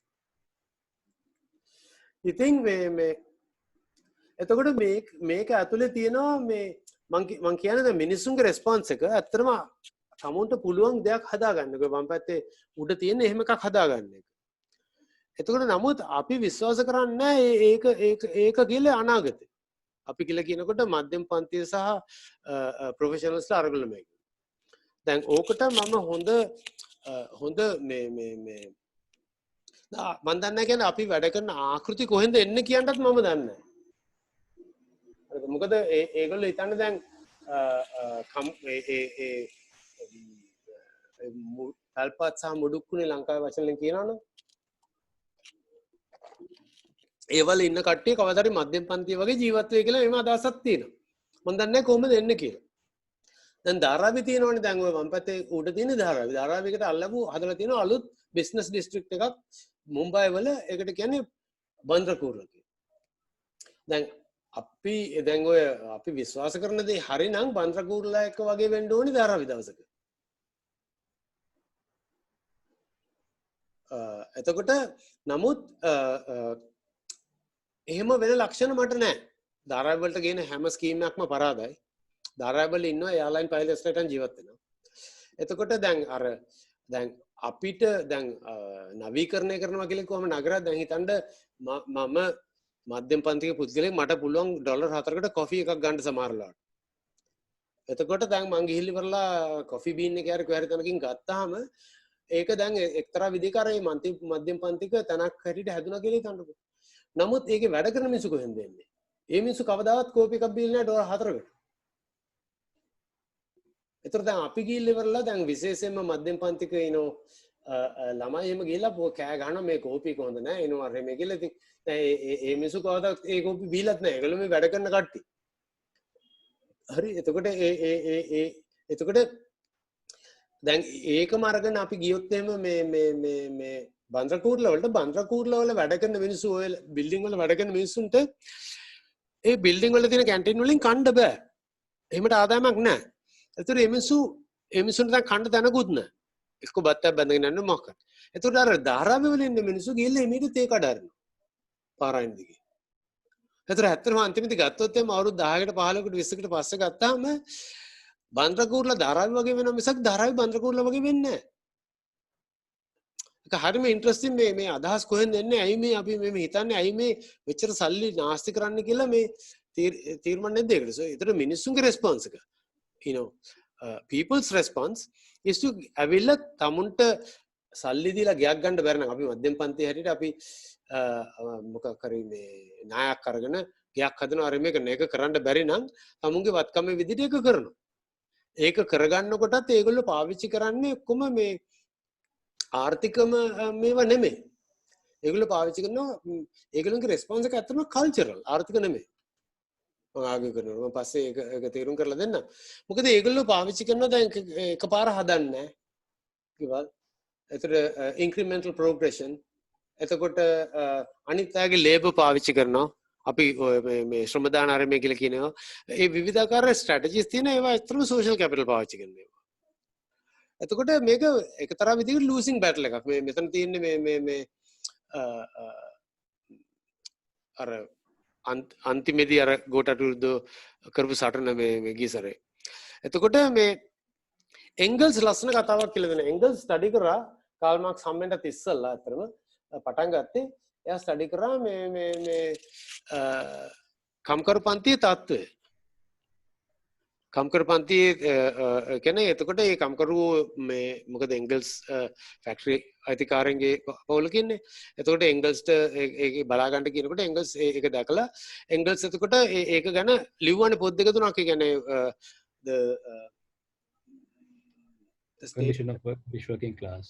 Yeah, of the working class. අනිත් එක තමයි the housing question කියලා හොඳ interesting පොතක් ලිව්වා. හරිද? මේව මැන්චෙස්ටර් මේ ගැන තමයි ලිව්වේ. එතකොට ඒ කියා ලියනවා capital will not, මම මේක ඉංග්‍රීසියෙන් කියනවා, capital will not and the state cannot solve the housing problem කියලා.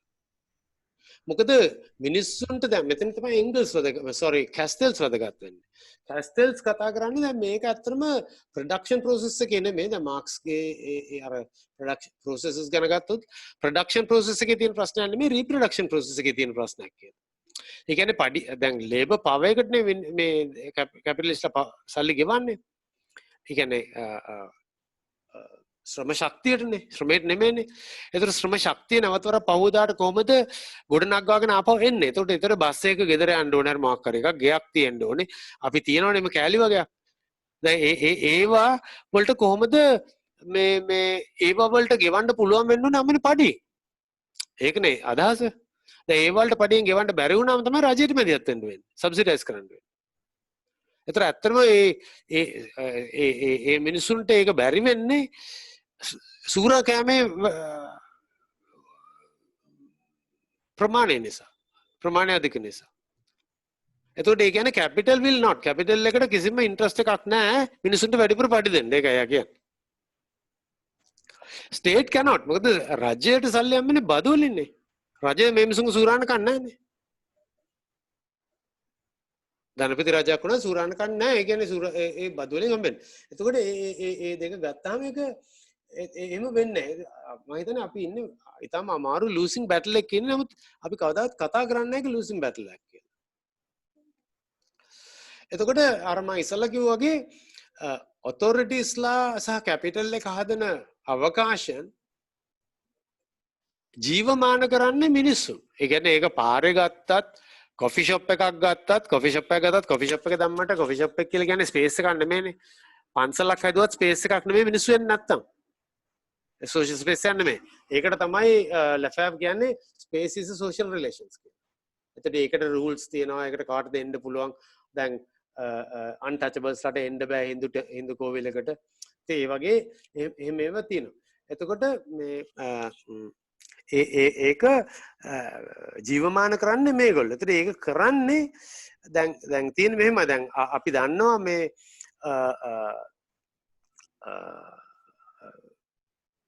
අපි විප්ලවය ගැන දන්නවා. ඒ කියන්නේ විප්ලවයකින් සමාජ ක්‍රමයක් වෙනස් වෙනවා ආරම්භය කියලා. මම හිතන්නේ ඒකේ ලොකුම චැලෙන්ජ් එක තියෙන්නේ විප්ලවයන් අතරේ කාල සීමාවෙදී කොහොමද මේක වෙන්නේ සහ මේකට අපි මැදිහත් වෙ යුත්තේ කියලා. දැන් එහෙම ප්‍රශ්නයක් තමයි මම ලුහුවඳින්නේ මෙතන. එතකොට එතකොට සාමාන්‍ය මිනිස්සු කරන්නේ දේවල් ගන්නවා එක එක තැන් වලින්. එතකොට ඒගොල්ලන්ගේ perceptions hybrid. ඒගොල්ලෝ බටහිර කරනත් වෙනවා. නමුත් බටහිරම වෙන්නේ නැහැ. ඒගොල්ලෝ ට්‍රැඩිෂනල්ුත් වෙනවා. ඒගොල්ලෝ ට්‍රැඩිෂනල්ම වෙන්නේ නැහැ. මම හිතන්නේ මේවා තේරුම් ගන්න ලේසි වෙන්නේ post structuralist වගේ ideas වලින්.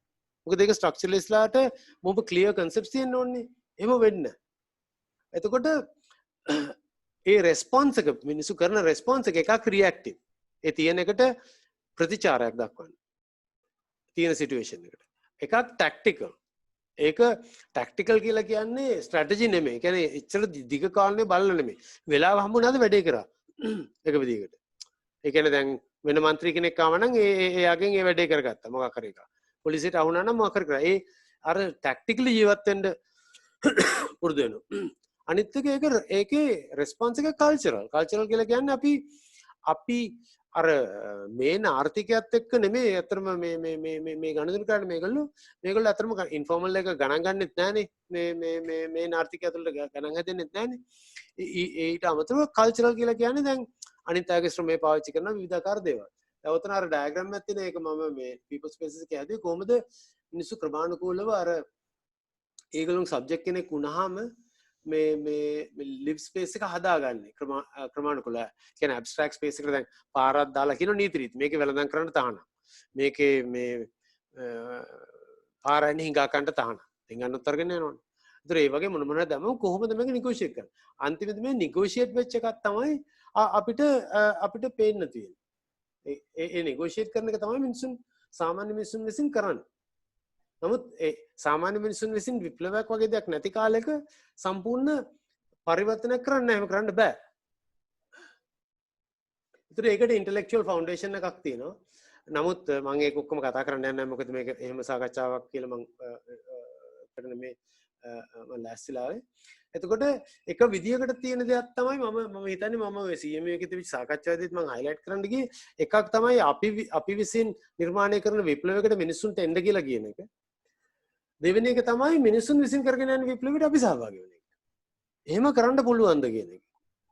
මොකද දැන් මම උදාහරණ දෙන්නම් ග්‍රේස්ලි බග්ස් ඩීට්‍රොයිට් වල කරන්නේ ඒ විදිහ එකක්.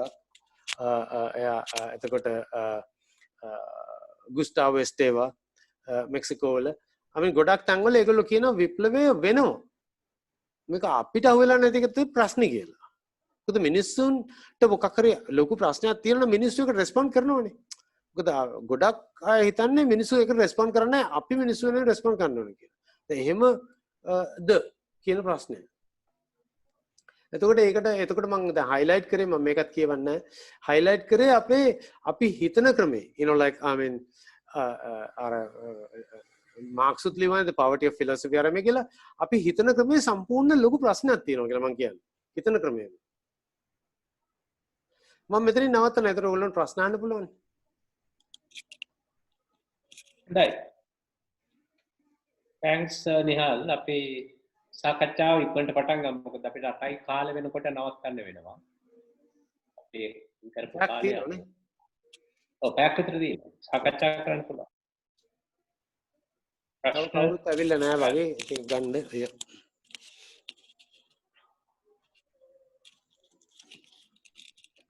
ප්‍රශ්න ඉක්මනට අහනවා නම් හොඳයි. වෙලාව පුරු කරගන්න.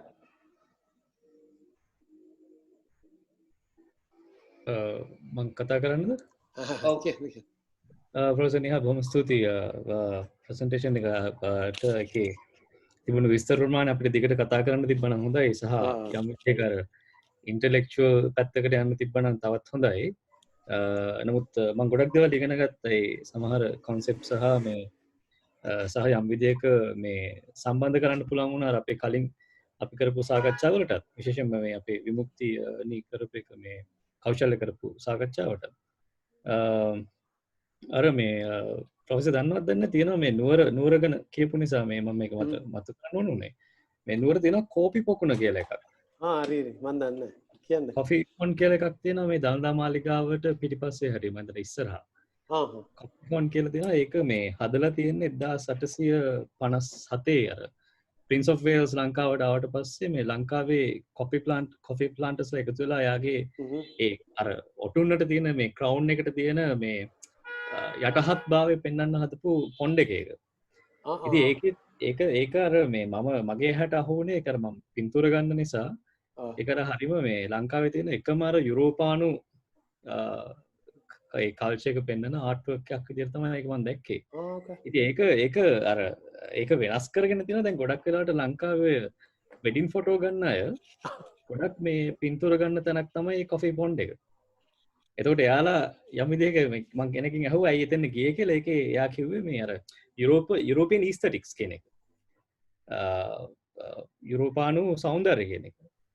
එතකොට මේ අර කොලෝනියල් තිබ්බ ස්ට්‍රක්චර් එකක් ඉඳන් අපි ඒක අර බොහොම මේ කන්සියුමරිස්ට් කල්චර් එකට වෙනකන් ට්‍රාන්ස්ෆෝම් කරගෙන තියෙන විදිය මම හිතන්නේ හරි ඉන්ටරෙස්ටිං සහ ඒක පීපල් ස්පේස් කියන එක බවට ආය පරිවර්තන වෙලා තියෙන නිසා ඒකට ආය අර කැපිටලිස්ට් නැරේෂන් එකක් ඇතුළේ මේක සිද්ධ වෙන එක මම හිතන්නේ හරි ඉන්ටරෙස්ටිං දෙයක්. ඒ වගේ පොඩි දේවල් දිහා බලන්න පුහුණු වෙනවා මම හිතන්නේ මේ විදිහට ඒක දිහා බලන්න ගත්තාම.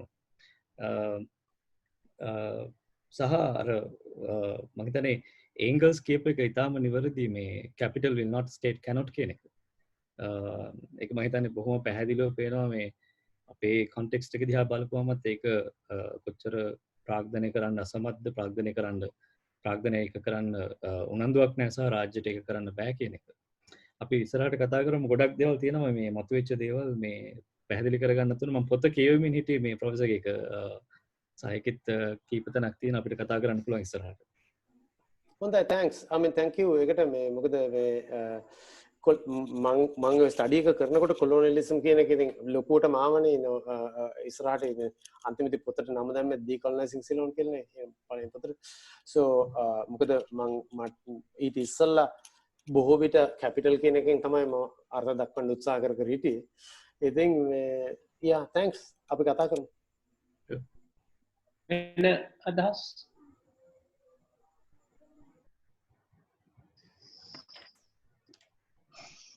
මට කතා කරන්න පුළුවන්ද? හවුද කීර්ති? ඇහෙනවද? බොහොම ස්තුතියි. අද මේ අතර මටත් තියෙන්නේ මේ ඔය විෂයන් ගැන දැනුමක් නැහැ. ඉතින් ඒ නිසා මටත් ඕක හරි වැදගත් වුණා. ওই සිද්ධාන්තෙත් එක්ක ඔය ප්‍රාග්ධන අවකාශය කියන එකත් එක්ක අපි පහුගිය දවස්වල තිබුණ එකකදී කියවුණ කෘෂි කර්මාන්තයට මොකද වෙලා තියෙන්නේ කියලා අපේ දේශීය කෘෂි කර්මාන්තය කියන එක මේ මට හිතෙන්නේ මේ ප්‍රාග්ධන අවකාශයට යටත් වෙච්ච එකක් කියලා. මොකද ප්‍රතිපත්ති සහ සැලසුම් සම්පන්න රජය විසින් කරනවා. ඒකට අවශ්‍ය කරන ප්‍රාග්ධනය සියලුම දේම ඒ කියන්නේ අපේ දැන්ට මහා කන්නේ හරි අල කන්නේ හරි වගාවකදී බඩේරු හරි වෙනත් භෝගයකදී හරි බීජ පෝර ටික එන්නේ පිටින් එන්නේ අර එතකොට මේකේ තියෙන අස්වැන්න වෙළඳ පොළට එනවා. නමුත් ඒ වෙළඳ පොළේදී තියෙන ලාභය සම්බන්ධයෙන් ගත්තම ඊටම ප්‍රමාණවත් නෑ කියලා තමයි සාමාන්‍ය ගොවියෝ කියන්නේ. ඉතින් ඕකේ මම හිතන්නේ දැන් මේ වර්තමාන තත්ත්වයේ කෘෂි කර්මාන්තය ගත්තත් අපේ පශු සම්පත් ශාස්ත්‍රයේ මේ කිරිගව පාලනය ගත්තත් කුකුල් පාලනය ගත්තත් තියෙන්නේ අර ප්‍රාග්ධන අවකාශයට යට වෙලා පරිවර්තන යුගයක් තමයි තියෙන්නේ පශු සම්පත් ශාස්ත්‍රයේ.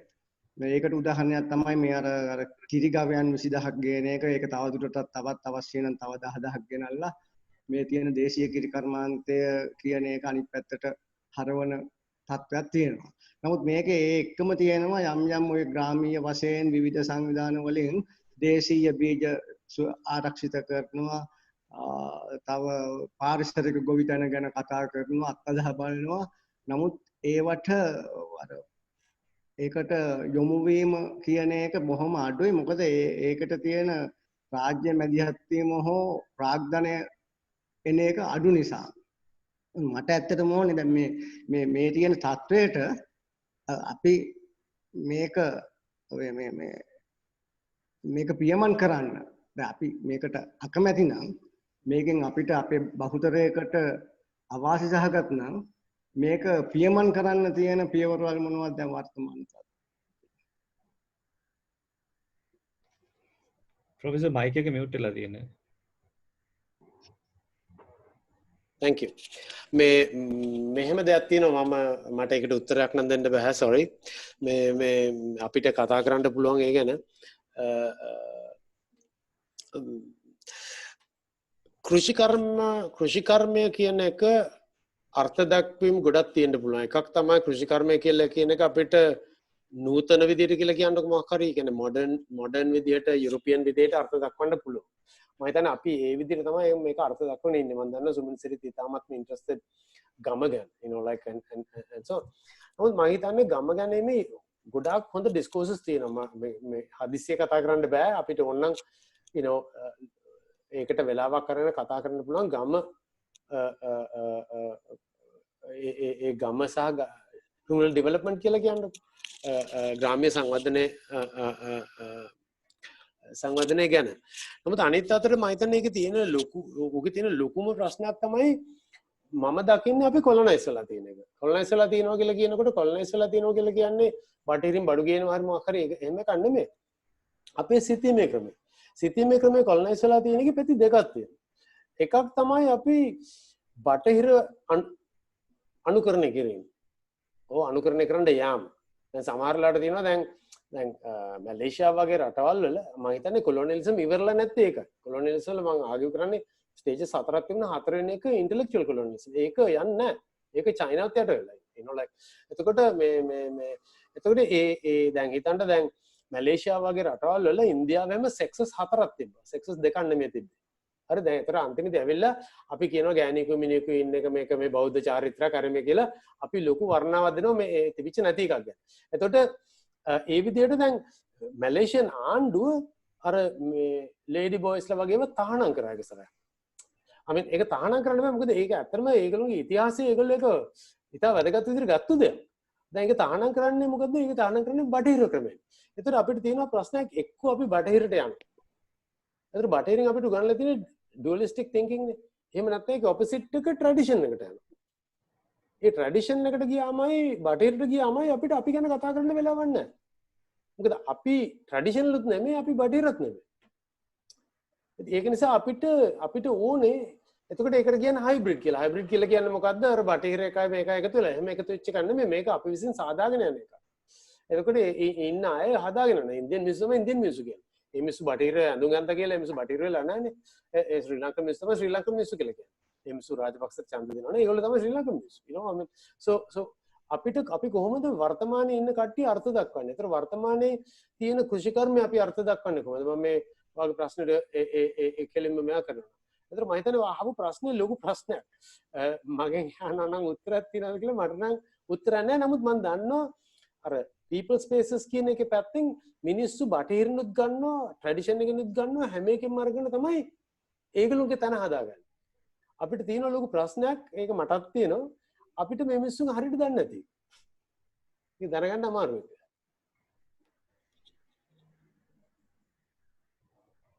ප්‍රොෆෙසර් මේ ජෙන්ඩර් සෙක්ස් ප්‍රශ්න මොසකට පතු කරගෙන මම කියන්න උත්සාහ කරේ අර මේ ළඟදී මම කියවපු ආටිකල් එකක් ඒකේ මේ නේටිව් ඉන්දියන් ඇමරිකන්ස්ලා මේ මෙහි ඉන්න අය රෙඩ් ඉන්දියන්ස්ලා කියලා අපි කියන අය. එයාලගේ තිබිලා තියෙනවා ජෙන්ඩර්ස් පහක්. එයාලගේ ස්ත්‍රී පුරුෂ කියන එක නෙවෙයි. ජෙන්ඩර්ස් පහක් තියෙනවා. ඒ රෝල් එක සම්පූර්ණ සොසයිටි එකේ වෙන් වෙලා තිබ්බේ ජෙන්ඩර්ස් පහ ඇතුලේ. ගැහණි සහ පිරිමියට කියනවට එතකොට අර ඒ ජෙන්ඩර් රෝල් එක එන්නම ඊට පස්සේ ලේබර් රෝල් එක හරහා ගැහණුද පිරිමි කියන්නේ.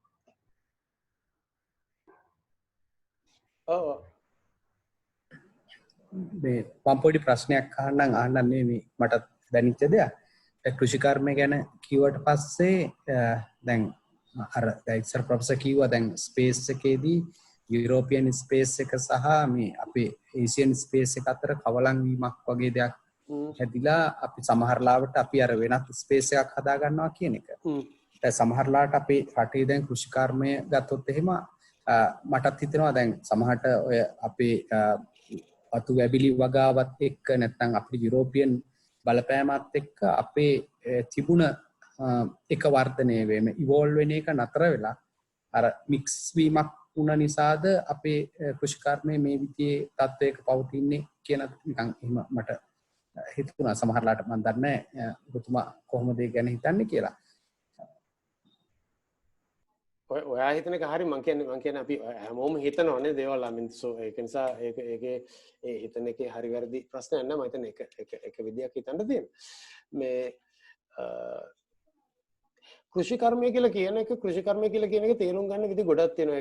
එකක් තමයි අර මං කිව්වේ අර ලෝක ආර්ථික ක්‍රමයට කනෙක්ට් කරනකොට ඒකට කියන්නේ අපි මම ඉතින් ඉංග්‍රීසි භාෂාවෙන් පාවිච්චි කරන ඉන්කෝපරේෂන් කරනකොට එතකොට ඊට ඉස්සෙල්ලා හිටපු කට්ටිය ප්‍රිමිටිව් වෙන්න පුළුවන්. ඒගොල්ලෝ කෘෂිකර්මයක් කරා වෙන්න පුළුවන්.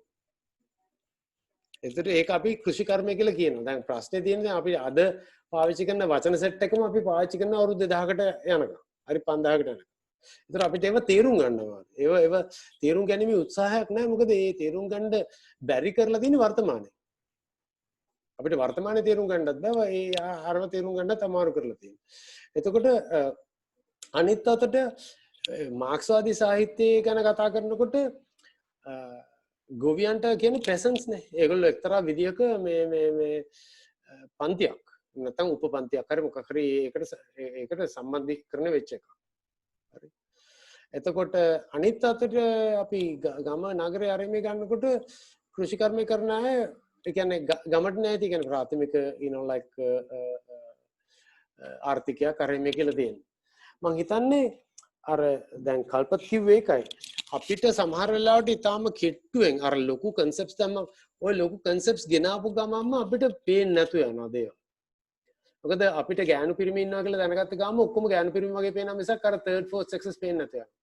ඒතර අපේ ලෙන්ස් එකේ හැටියට තමයි අපිට පේන්නේ. අන්තිමට අපි දන්න දේවල් තමයි අපිට පේන්නේ. අපිට වෙන දේවල් පේන්න බෑ. ඒක නිසා මම හිතන්නේ අපි knowledge එකක් දිනු කර ගන්න ඕනේ පොළවේ ඉඳලා. පොළවේ ඉඳලා. ඉතින් ඒ knowledge එක අපිට නෑ. ඒ knowledge එක එන්න බාධා ප්‍රධාන දෙකක් තියෙනවා මම ඉස්සලා කිව්වා වගේ කතා කරනකොට මේ එකක් තමයි අපි කොලොනයිස් වෙලා ඉන්න එක. එකක් තමයි ඒකට ඩිරෙක්ට්ලි විරුද්ධ වෙච්ච කට්ටිය ඒගොල්ලෝ අපි ට්‍රැඩිෂන් එකට අදගෙන යන්න යනවා කියන්නේ. මොකද අපි දෙකේම නෑ.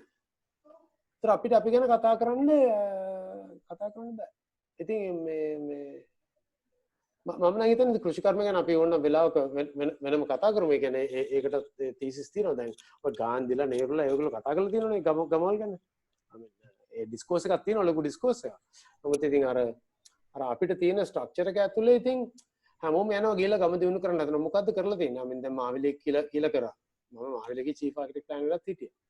ඉතින් මොකක්ද අන්තිමට කරලා තියෙන්නේ? like I mean ඒ ප්‍රශ්නයක් එහෙම ඉවරලා නැහැ නේ. අපිට ඉතින් අපිට ඒ දවස්වල කිව්වේ ඉතින් අපි පැල් බැඳගෙන වැඩ 14 ඒ දවසකට ඉතින් වැඩ මොකද රට සංවර්ධනය කරන්න මේ දේශ ප්‍රේමිතයත් ඉතින් ඉහට ගහලා. ඉතින් මේ නමුත් අන්තිමේදී ඉතින් කියන්නේ අපිට ස්වභාව ධර්මේ පාලනය කරන්න පුළුවන්. ඒ වගේ වෙස්ටර්න් මේ සයන්ටිෆික් අදහස් වලින් ඒ වෙලාව වැඩ කරේ. ඒ කියන්නේ දැන් වැස්ස වහිනවා අපිට කැල්කියුලේට් කරන්න පුළුවන්. ඒතර වැස්ස වහින එක කැල්කියුලේට් කරපුවාම අපිට ලොකු වැස්සක් වහිනකොට ඒකේ වතුර ඔක්කොම අපිට එකතු කරගන්න පුළුවන්. ඒ වතුර ඔක්කොම එකතු කරගත්තාම නියංග කාලවල වලට වතුර අපිට බෙදා හරින්න පුළුවන්. එතකොට නියංග කාලවල නැහැ ගම් වතුර නැති නියංග කාලවල නැති බෝරින් කාලයක් අපි ජීවත් වෙන්න පුළුවන්.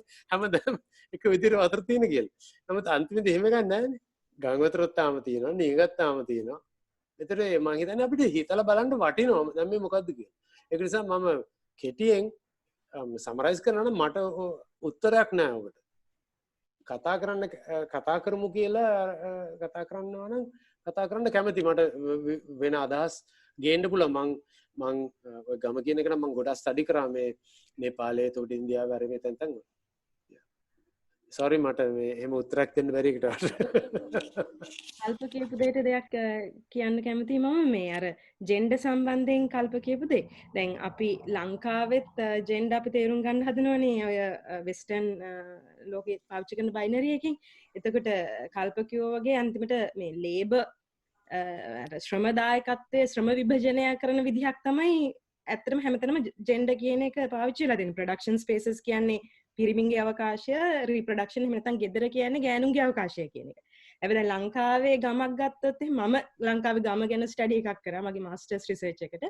එතකොට මේ ඒ රිසර්ච් එකේදී මම අධ්‍යයනය කරපු දෙයක් තමයි මේ ජෙන්ඩර් කියන්නේ හරිය මේ කොම්ප්ලිකේටඩ් දෙයක්. ඔය මේ third fourth sexes ගැන නෙමෙයි. ඊට වඩා එහා ගියා. මොකද මේ කාස්ට් එකත් එක්කලා බැඳිච්ච ශ්‍රම විභජන ක්‍රමයකුත් තියෙනවනේ. දකුණු ආසියාවේ සහ ලංකාවේ ගම්වල. එතකොට ලංකාවේ ගමක ගෑනු පිරිමි ශ්‍රම විභජනය කියන එක වෙන්නේ අර බටහිර ශ්‍රම විභජනය වෙන විදිහටම නෙමෙයි. මොකද ගොවිගම කාස්ට් එකේ ගෑනු කෙනෙක්ගේ කාර්ය ශ්‍රම දායකත්වයයි රෙදි හොදන කුලයක ඉන්න ගෑනු කෙනෙක්ගේ ශ්‍රම දායකත්වයයි කියන එකත් ඒ දෙකක්. එතකොට අර ශ්‍රම විභජනය කරන සරල විදිහක් විදිහට එකත් එක්කලා අර ජෙන්ඩර් රෝල්ස් බටහිර රටවල ඩිවලොප් වෙලා තිබුණට ලංකාව වගේ තැනක ගත්තහම ඒක ඊට වැඩිය ගොඩක් කොම්ප්ලිකේටඩ් විදිහට තමයි වෙලා තියෙන්නේ. අදටත් අපි කැමති වුණාට පිළිගන්න කුලය බලපාන්නේ නැහැ කියලා. ඉතින් යම් තාක් දුරකට කුලය අදටත් බලපානවා. එහෙම බල නොපෑවත් අද වෙනකොට ඒක වෙනස්. මොකද අර දැන් ප්‍රාග්ධන අවකාශ අර මම ගිය සතියේ කතා කරනකොට කතා කරා වගේ දැන් මේ ගෑනු අයව ගම්වල ගෑනු අයවත් ප්‍රාග්ධන අවකාශවලට මේ කාලය ඇතුළත් අවශෝෂණය කරගන්නවනේ. ඒ අවශෝෂණය කරගන්නකොට ඒ අවශෝෂණය කර ගැනීම ඇතුලේ ගම කියන එක සෑහෙන දුරට විකාශනය වෙනවා. ඒක අර සමහරට ලොකු සංවර්ධන ව්‍යාපෘති වලින් අර ගිය සතියේ කල්ප කිව්ව අර ගම නැගුමෙන් කොච්චර බලපෑමක් වුණාද කියලා මේ ගිය සතියේ නෙමෙයි සති දෙකකට කලින් කොච්චර බලපෑමක් වුණාද කියලා ගම්වල විකාශනයේට. එතකොට කියන්නේ ඒක කොච්චර සංවර්ධන ව්‍යාපෘතියක් විදිහට ඒක ගම්වලට බලපෑමක් කරපු දෙයක් කියලා. ඒ වගේම තමයි මේ විශේෂයෙන්ම මේ ඔය අපි කතා කරන ශ්‍රම ගැහැණුන්ව ශ්‍රම අවකාශයේ ප්‍රාග්ධන අවකාශයට අවශෝෂණය කර ගැනීම ඇතුලේ ප්‍රාග්ධන අවකාශත් වෙනස් වෙලා තියෙනවා. ඒ වගේම තමයි ගම සෑහෙන්න වෙනස් වෙලා තියෙනවා. ඒ කියන්නේ මම අධ්‍යයනය කරේ ගමේ මගේ ගමේ ගෙවල් 150ක් විතරම හදලා තියෙන්නේ. ඒ කියන්නේ මොඩර්න් හවුසස් කියන ඒවා වැඩිපුරම හදලා තියෙන්නේ මේ ගෑනු අයගේ අය ගමට ගේන කැපිටල් එකේ. එතකොට අර ඒකත් එක්කලාම අර කෘෂි ඇග්‍රිකල්චරල් ස්පේසස් කියන ඒවත් වෙනස් වෙලා දෙනවා. ඒ කියන්නේ දැන් ගමේ ගෑනු අයගේ ශ්‍රමය කියන එක හැම වෙලාවෙම ගෙදර ඇතුලේ විතරක් නෙමෙයි. ඒක ඒගොල්ලෝ කුඹුරු වල ගොවයන් හිටෙව්වා, වල් නෙළුවා ඔක්කොමත් කරා. ඒතකොට දැන් ඒවත් වෙනස් වෙලා තියෙනවා. ගෑනු අය ගියාට පස්සේ කෘෂි නිෂ්පාදනය, කෘෂි කර්මාන්තයත් සෑහෙන දුරට මේ අර ඉන්ඩස්ට්‍රියලයිස් දමම දන්න. ඒ කියන්නේ අර මැෂින්ස් ඇවිල්ලා එතකොට අර තෙල් පාවිච්චි කරන්න. මොකද වල් නෙලන්න ගෑනු අය නෑනේ දැන් පුළුවන් තරම් තෙල්ම ගහන්න වෙනවා. එතකොට ගොයන් හිටවන්න බෑ, ගොයන් කපන්නේ නෑ. දැන් අර සුනාමි හරි මොකක් හරි මැෂින් එකක් ගෙනල්ලා තමයි කපන්නේ. එතකොට ඒ කියන්නේ ඒ ගම කියන එකේ විකාශනය ලංකාවේ වෙන එක මේ ප්‍රාග්ධන අවකාශයට ගෑනු අයව ඇබ්සෝබ් කර ගැනීම, අවශෝෂණය කර ගැනීම ගම කියන එකේ විකාශනයට සෑහෙන කන්ට්‍රිබියුෂන් එකක් වෙලා තියෙනවා ඇත්තටම. පොඩි අදහසක් විදිහට මෙතන වැදගත් තැනකට ආවා මේ සාකච්ඡාවේ බොහෝ දේවල්. ප්‍රොෆෙසර් කියපු කාරණේ මම හිතන්නේ මේ එකක් ඒකට එන්න කලින් මම පොඩි රෙස්පොන්ස් එකක් දෙන්නද ඒකට? මම හිතන්නේ ඕකේ මම එක විදියකට මැලියුනේ ලොකු උත්තර දෙන්න මේ කෘෂි කර්මාන්තය ගැනත් ඒකයි. මොකද ඒක මම හිතන්නේ ගොඩක් සංකීර්ණ දෙයක්. කෞශල්‍යගේ මේ වැඩේ රිසර්ච් එකේ තියෙන සාර්ථකකම කියන්නේ ලොකුම පැත්තක් තමයි මේ ගමේ ඉඳලා බලන එක. ගම දිහා බලන එක නෙමෙයි, ගමේ ඉඳලා බලන එක. ගමේ ඉඳලා එළිය බලනකොට පේන චිත්‍රයයි ගම දිහා බලනකොට පේන චිත්‍රය අර concepts දාලා ඒක වෙනස්. ඒක නිසා තමයි මම හිතන්නේ ගොඩක් ඒ arguments ගොඩක් leading feminists ලාට අහුවෙච්ච නැති arguments. You know like I mean මම ඒ කියන්නේ ඒක ඊටම හොඳ study එකක් කාටරි කියවන්න ඕන නම් මේ yeah I mean කියන්න උත්සාහ කරේ මෙහෙම දෙයක් අර මේ ප්‍රොෆෙසර් කියපු කාරණේ මේ ඒ කියන්නේ ලොකු concepts දාලා බලන්නේ නැතුව මම හිතන්නේ එතන ගිහිල්ලා ඒ ground එකත් එක්ක කනුදෙනු කරන්න ඕනේ. මම හිතන්නේ කාල් මාක්ස් බොහොම පැහැදිලිව ඒක කරා මේ බොහෝ විට යාගේ දේවල් මතුවෙන්නෙම ground එකෙන්. මතුවෙන්නෙම මේ පවතින යථාර්ථය ඇතුලේ යාගේ කැපිටල් වල chapter 10 වගේ වලදී යා සාකච්ඡා කරන එක character එකක් මේ මේරි ඇන් වොක්ලි කියලා. එයා මේ garment worker කෙනෙක්, මේ ඇඳුම් මහන කෙනෙක්. එයා මේ පොඩි කාමරයක පැය 26මාරක් වැඩ කරනවා. තව ගැහැණුව ස්ට්‍රීන් බොහොමයක් දෙන එක. ඉතින් අන්තිමේදී එයා මැරෙනවා ඔක්සිජන් අඩු වෙලා. ඒ මේරි ඇන් වොක්ලි මැරෙනවා. එතකොට ඒ සම්පූර්ණ මාක්ස් හදන නැරේෂන් එක සම්බන්ධ වෙලා තියෙන චරිතය ගෙවපු ලේබර් ප්‍රොසෙස් එක නෙමෙයි රීප්‍රොඩක්ෂන් ස්පේස් කියන එක. ඒ කියන්නේ එයා මේරි ඇන් වොක්ලි සහ එයා කාන්තාවන්ට තිබ්බ සමග ගැහැණු ස්ට්‍රීන්ට තිබ්බ සම්බන්ධය සහ එයාගේ ඒ ප්‍රොඩක්ෂන් ස්පේස් එකට තිබ්බ සම්බන්ධය හරහා ඉතින් මං හිතන්නේ අර කොම්ප්ලෙක්ස් අදහස් දානවට වඩා ඒ රියැලිටි එකෙන්ම පටන් ගන්න ඕන කියන එක මම හිතන්නේ නැවතතාවක් රිපීට් වුණා මේ සාකච්ඡාව. අනිත් එක කෞශල්‍ය කියපු දේ අර මේ ඒ සමහර කොම්ප්ලෙක්සිටිස් වලට අපිට මේ කැපිටල් කියන එක යන්න දෙන්නේ නැහැ. ඒ හියුමන් බියුටි එක මනුෂ්‍යයාගේ තියෙන ලස්සන කියන එකට මං හිතන්නේ කැපිටල් කියන එක යන්න දෙන්නේ නැති යුගයක් මේක. අපි කොච්චර ලැන්ග්වේජ් එකෙන් ඒක කියන්න හැදුවත් මම හිතන්නේ අපිට ඒක ප්‍රැක්ටිස් කරන්න පුළුවන්ද සෝෂල් රිලේෂන්ෂිප්ස් විදිහට පවත්වාගෙන යන්න පුළුවන්ද කියන එක මම හිතන්නේ තවදුරටත් ඊටාම අභියෝගාත්මක තැනකට අවිල්ලා තියෙනවා. මම හිතන්නේ ඒක වෙන්නේ නැති ප්‍රොෆෙසර් කිව්වේ මේ we are in a losing battle කියලා.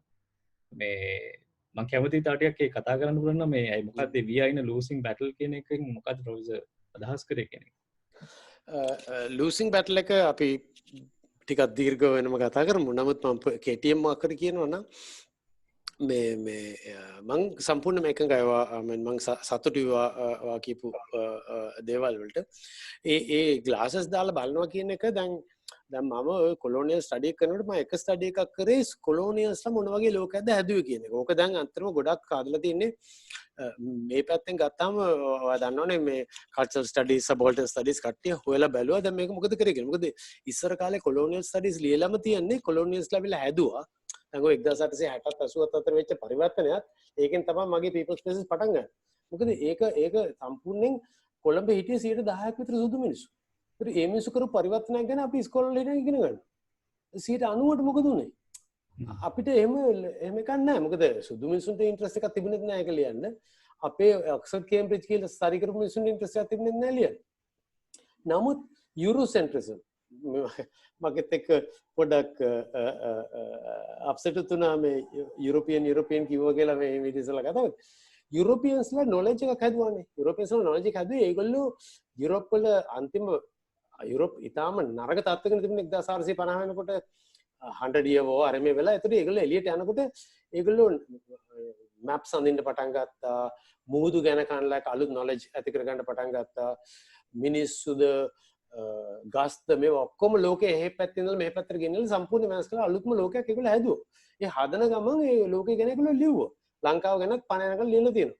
ඊට පස්සේ අන්තිමේදී මියුසියම් එකකුත් හදලා ගියා මෙන්න උඹලගේ මේ ඉතිහාසය කියලා ඉගෙන ගන්නලා කියලා බ්‍රිටිෂ් විද්‍යාවට මේ කියන්නේ ඒ කියන්නේ ඒ ඔක්කොම මේ මොකද්ද එපිස්ටමික් වයලන්ස් අතර. ඒ කියන්නේ එපිස්ටමිකම සම්පූර්ණයෙන් වයලේට් කරා. you know like I mean දූෂණය කරා. එතකොට නමුත් ඒගොල්ලෝ හැදුවේ ඒගොල්ලෝ දැන් අපි විශ්වවිද්‍යාලයට ගියාම ඒගොල්ලෝ අහන්නේ මොකක්ද පාවිච්චි කරන තීරයක් කියලා. ඒගොල්ලෝ කවදාවත් තීරයක් පාවිච්චි කරේ නැහැ. ඒගොල්ලෝ තීරයක් පාවිච්චි කරා නම් යුරෝපියන් නොලෙජ් එක හැදෙන්න බෑ. ඒගොල්ලෝ ඉස්සල්ලාම බලන්න මැප් වල මේ පෘතුගීසින් එනකොට මේ අර භූතයෝ වගේ උන් ඇඳලා තියෙනවා මේ එක පැති වල. ඒ කියන්නේ ඒ පැත්තට යන්න බෑ. ඒ පැත්ත භයානකයි. ඒ වගේ ඒ කියන්නේ එහෙම නොදන්න තැන් ඇවිල්ලා ඊට පස්සේ එක කාලයක් තිබුණා මේ ඉරාවුව හොඳ නැහැ කියලා මේකට ඒකට තමයි හෙල්මට් එක අර මේ හැදුවේ බ්‍රිටිෂ්ලා. ඒතර මේක මාර විදිහට දියුණු වෙලා තියෙනවා. ඉවෝල්ව් කියලා කියන්න පුළුවන්. මම ඉවෝල්ව් එකට කැමති නැති. ඉවෝල්ව් කියන්නේ ඒජන්සි එකක් නැති එකක්. මේක ඒජන්සි එකක් තියෙන මිනිස්සු ඒක කල්පනා කරා. මොකද ඉස්ලාම් සුදු මිනිස්සු ඉන්දියාවට එනකොට මිනිස්සුන්ගේ උෂ්ණත්වය වැඩි වුණා. එතකොට හිතුවේ මේ ට්‍රොපික්ස් වලට ගියාම උණ ගෑනවා කියලා. අසනීප වෙනවා කියලා. පස්සේ තමයි දැනගත්තේ උෂ්ණත්වය කියන එකත් එකම එකක් නෙමෙයි කියලා. ඒ වගේ ගොඩාක් දේවල් ඒගොල්ලෝ ඉගෙනගෙන ડોකියුමන්ට් කරා. දැන් අපිට කියන්නේ විශ්වවිද්‍යාල වල හැමතැනම අපේම විශ්වවිද්‍යාල වලත් කියන්නේ අපිට අර සුදු හදපු එක ඉගෙන ගන්න කියලා.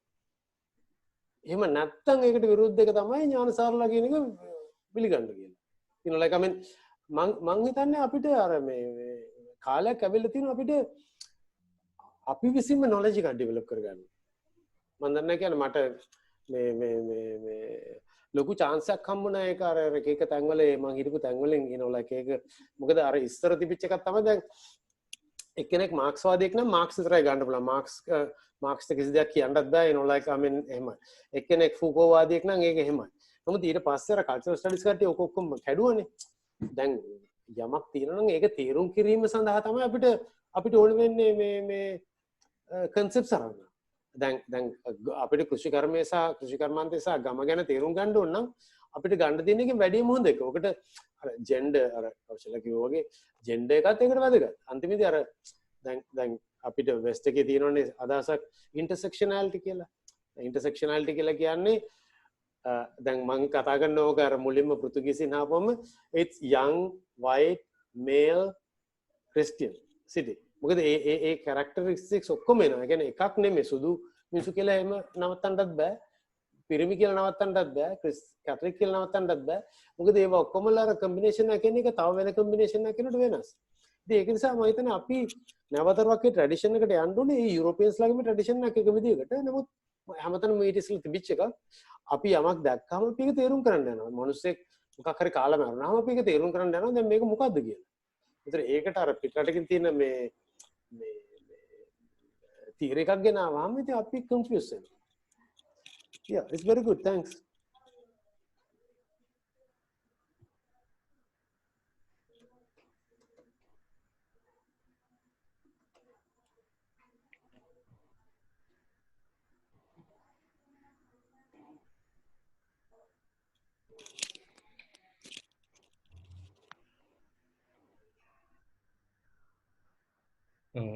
පොතේ දෙයක් මං අහන්නද ප්‍රොෆෙසර් මං පොත කියවමින් ඉන්නේ මේ මුල හරි මම කියවමින් ඉන්නේ ඒකේ කොයි එකද මේ ඩිකොලනයිසින්ග්ද people spaces කියන එක. මේකෙන් කියවන්න පුළුවන් ඒක මම ඒක තෝරගත්තේ. කියවන්න එකේ මේ ප්‍රොෆෙසර් එක සාකච්ඡා කරන එක කාරණයක් තමයි මේ අර E.P. Thompson එක තැනක කතා කරනවා මේ මිනිස්සු කොච්චර ස්පේස් එකේ හිටියත් වැඩක් නැහැ මිනිසුන්ට ඒ කියන්නේ විශේෂයෙන්ම working class people කියන එක. මිනිසුන්ගේ consciousness කියන එක තමන් identify කරගන්න working class කියන එක identify කරගන්න. එතකොට මේ ඒක යම් විදිහක ප්‍රොෆෙසර් තේරුම් ගන්නවද ඔයාගේ ස්ටඩීස් ගොඩක් වෙලාවට යම් විදිහක මේ සබෝල්ටන් ස්ටඩීස් පැත්තට නැඹුරුවක් තියනවද එහෙම නැත්නම් ඒ කියන්නේ සබෝල්ටන් ස්ටඩීස් වල කරන අර එපිස්ටමොලොජිකල් ඉන්වෙස්ටිගේෂන් එක මේ සබ්ජෙක්ට් එහෙම නැත්නම් ඒජන්ට් කියන එක තේරුම් ගන්න උත්සාහ කරනවද කියන එක මට අපු එක ප්‍රශ්නයක්. මොකද මම දන්නේ ප්‍රොෆෙසර් එක තැනක පාවිච්චි කරනවා සිවිල් සොසයිටි කියන එක. නැත්නම් සිවිල් සොසයිටි කියන එක මම දන්න වචනේ සිවිල් සොසයිටි කියන එක. එතකොට ඒ සිවිල් සොසයිටි කියන එක ඇතුළට කොහොමද people කියන එක අපි ගන්න කියන එක මම හිතන්නේ මම එක විදිහක තේරුම් ගන්න උත්සාහ කරපු එක පොයින්ට් එක. කොහොමද ඒක එතනින් එහාට කඩලා කරුණු දෙකක්. එකක් තමයි මං ඔය දැන් මේමනේ අපිට තියෙන ලොකු ස්ට්‍රක්චර් එකක් චිප් කරන්න විතරනේ පුළුවන්. ඒක සම්පූර්ණයෙන් නැති කරන්න බෑ නේ. අපිට එහෙම බලයක් නැහැ නේ. අපිට එහෙම කට්ටියක්ම ගිහිල්ලාම කරනවා නිසා. එතකොට අර එපිස්ටමික් ස්ට්‍රක්චර් එකේ මේ ඒකේ තියෙනවා මම අර පුද්ගලික දෙයක් කියන්න. ඒ කියන්නේ පුද්ගලික එක්ස්පීරියන්ස් එක. මම PhD එක කරන්න ගිහිල්ලා ඉන්නකොට මම එක වෙලාවක හිතුවා මම PhD එක කරන්නේ නැහැ කියලා. මොකද ගොඩාක් ස්පෙෂලිස්ට්ලා ඇවිල්ලා ඒගොල්ලෝ කතා කරනවා ඒගොල්ලෝ කතා කරන්නේ ඒගොල්ලෝ මේ මුළු ලෝකෙම දන්නවා වගේ. හරිද? දැන් හැමෝම එහෙමනේ දැන් එක්ස්පර්ට්ලා කියලා જાතියක් ඉන්නවනේ. ඊට පස්සේ මම එක වෙලාවකදී තීරණය කරා මට එහෙම කෙනෙක් වෙන්න අවශ්‍ය නැහැ කියලා. ඒක too arrogant. එහෙම දැනගන්න විදියක් නැහැ කියලා. මොකද මම PhD එකට ස්ටඩි කරනකොට තේරිච්ච දේ තමයි මම කොච්චර දන්නවද මේ සබ්ජෙක්ට් එක ගැන. හුඟක් මිනිස්සු දන්නේ නැහැ මේ සබ්ජෙක්ට් එක ගැන. ඒ වගේම අනිත් අය දන්න සබ්ජෙක්ට්ස් ගැනත් මම ගොඩක් දන්නේ නැති වෙන්න පුළුවන්. එතකොට මට PhD එකකින් ලැබිච්ච ලොකුම දේ තමයි මම කොච්චර දේවල් දන්නේ නැද්ද කියන එක. දන්න දේට වඩා. you know like එතකොට ඒකෙන්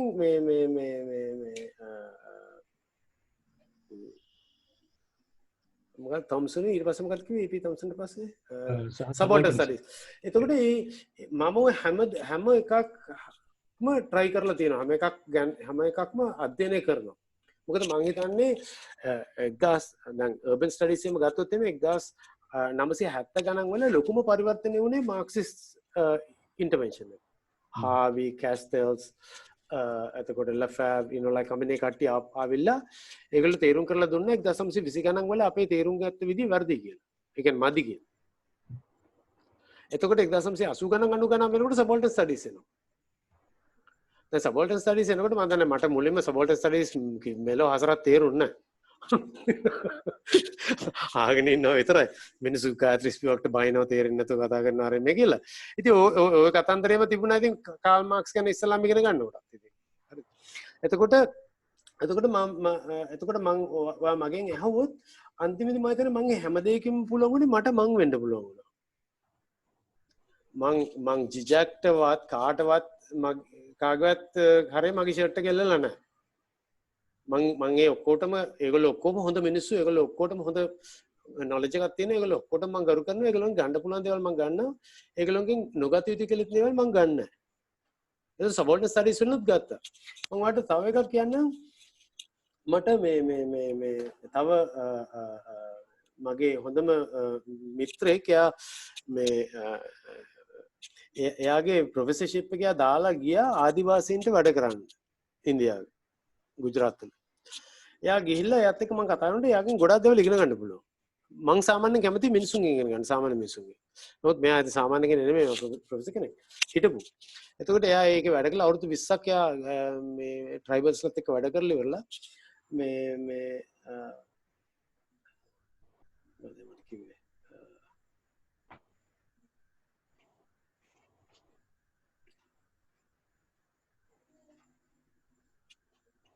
මතක නැත කියන්නේ.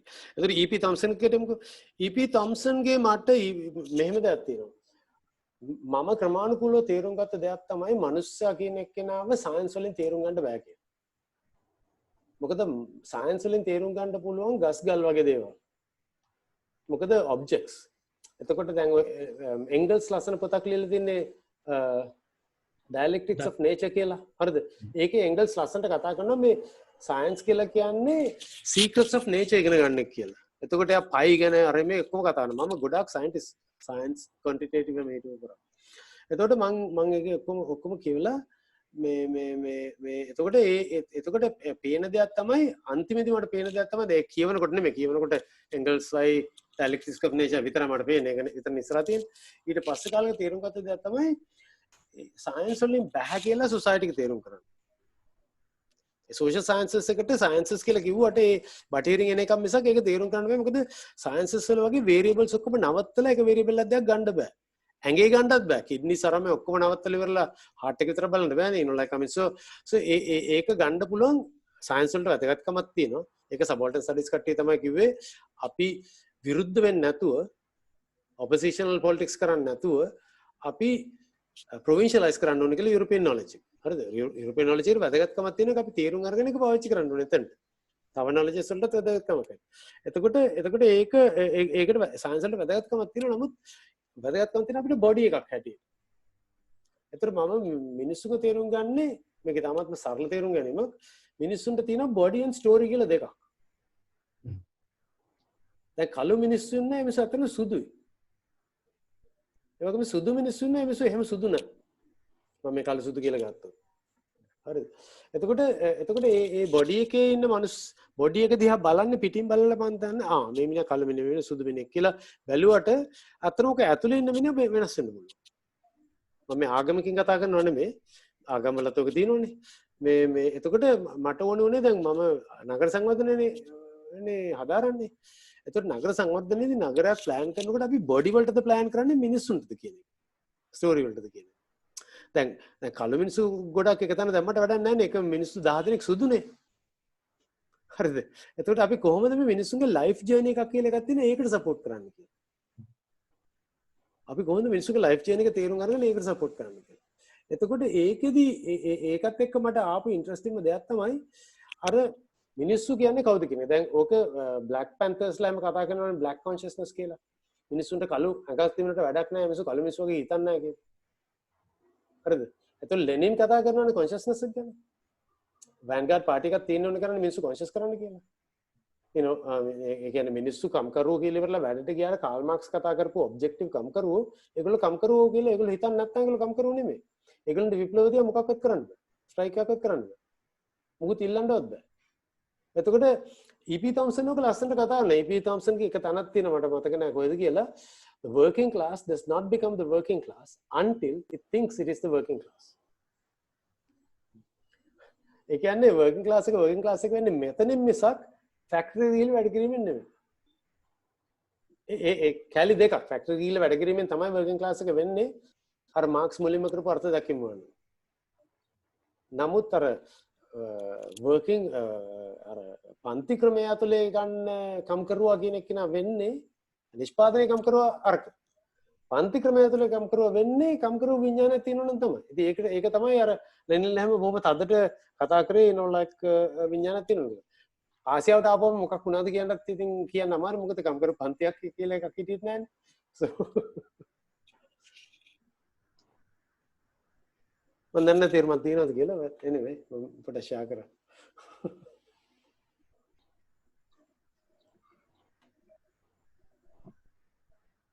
15ක් තියෙනවා.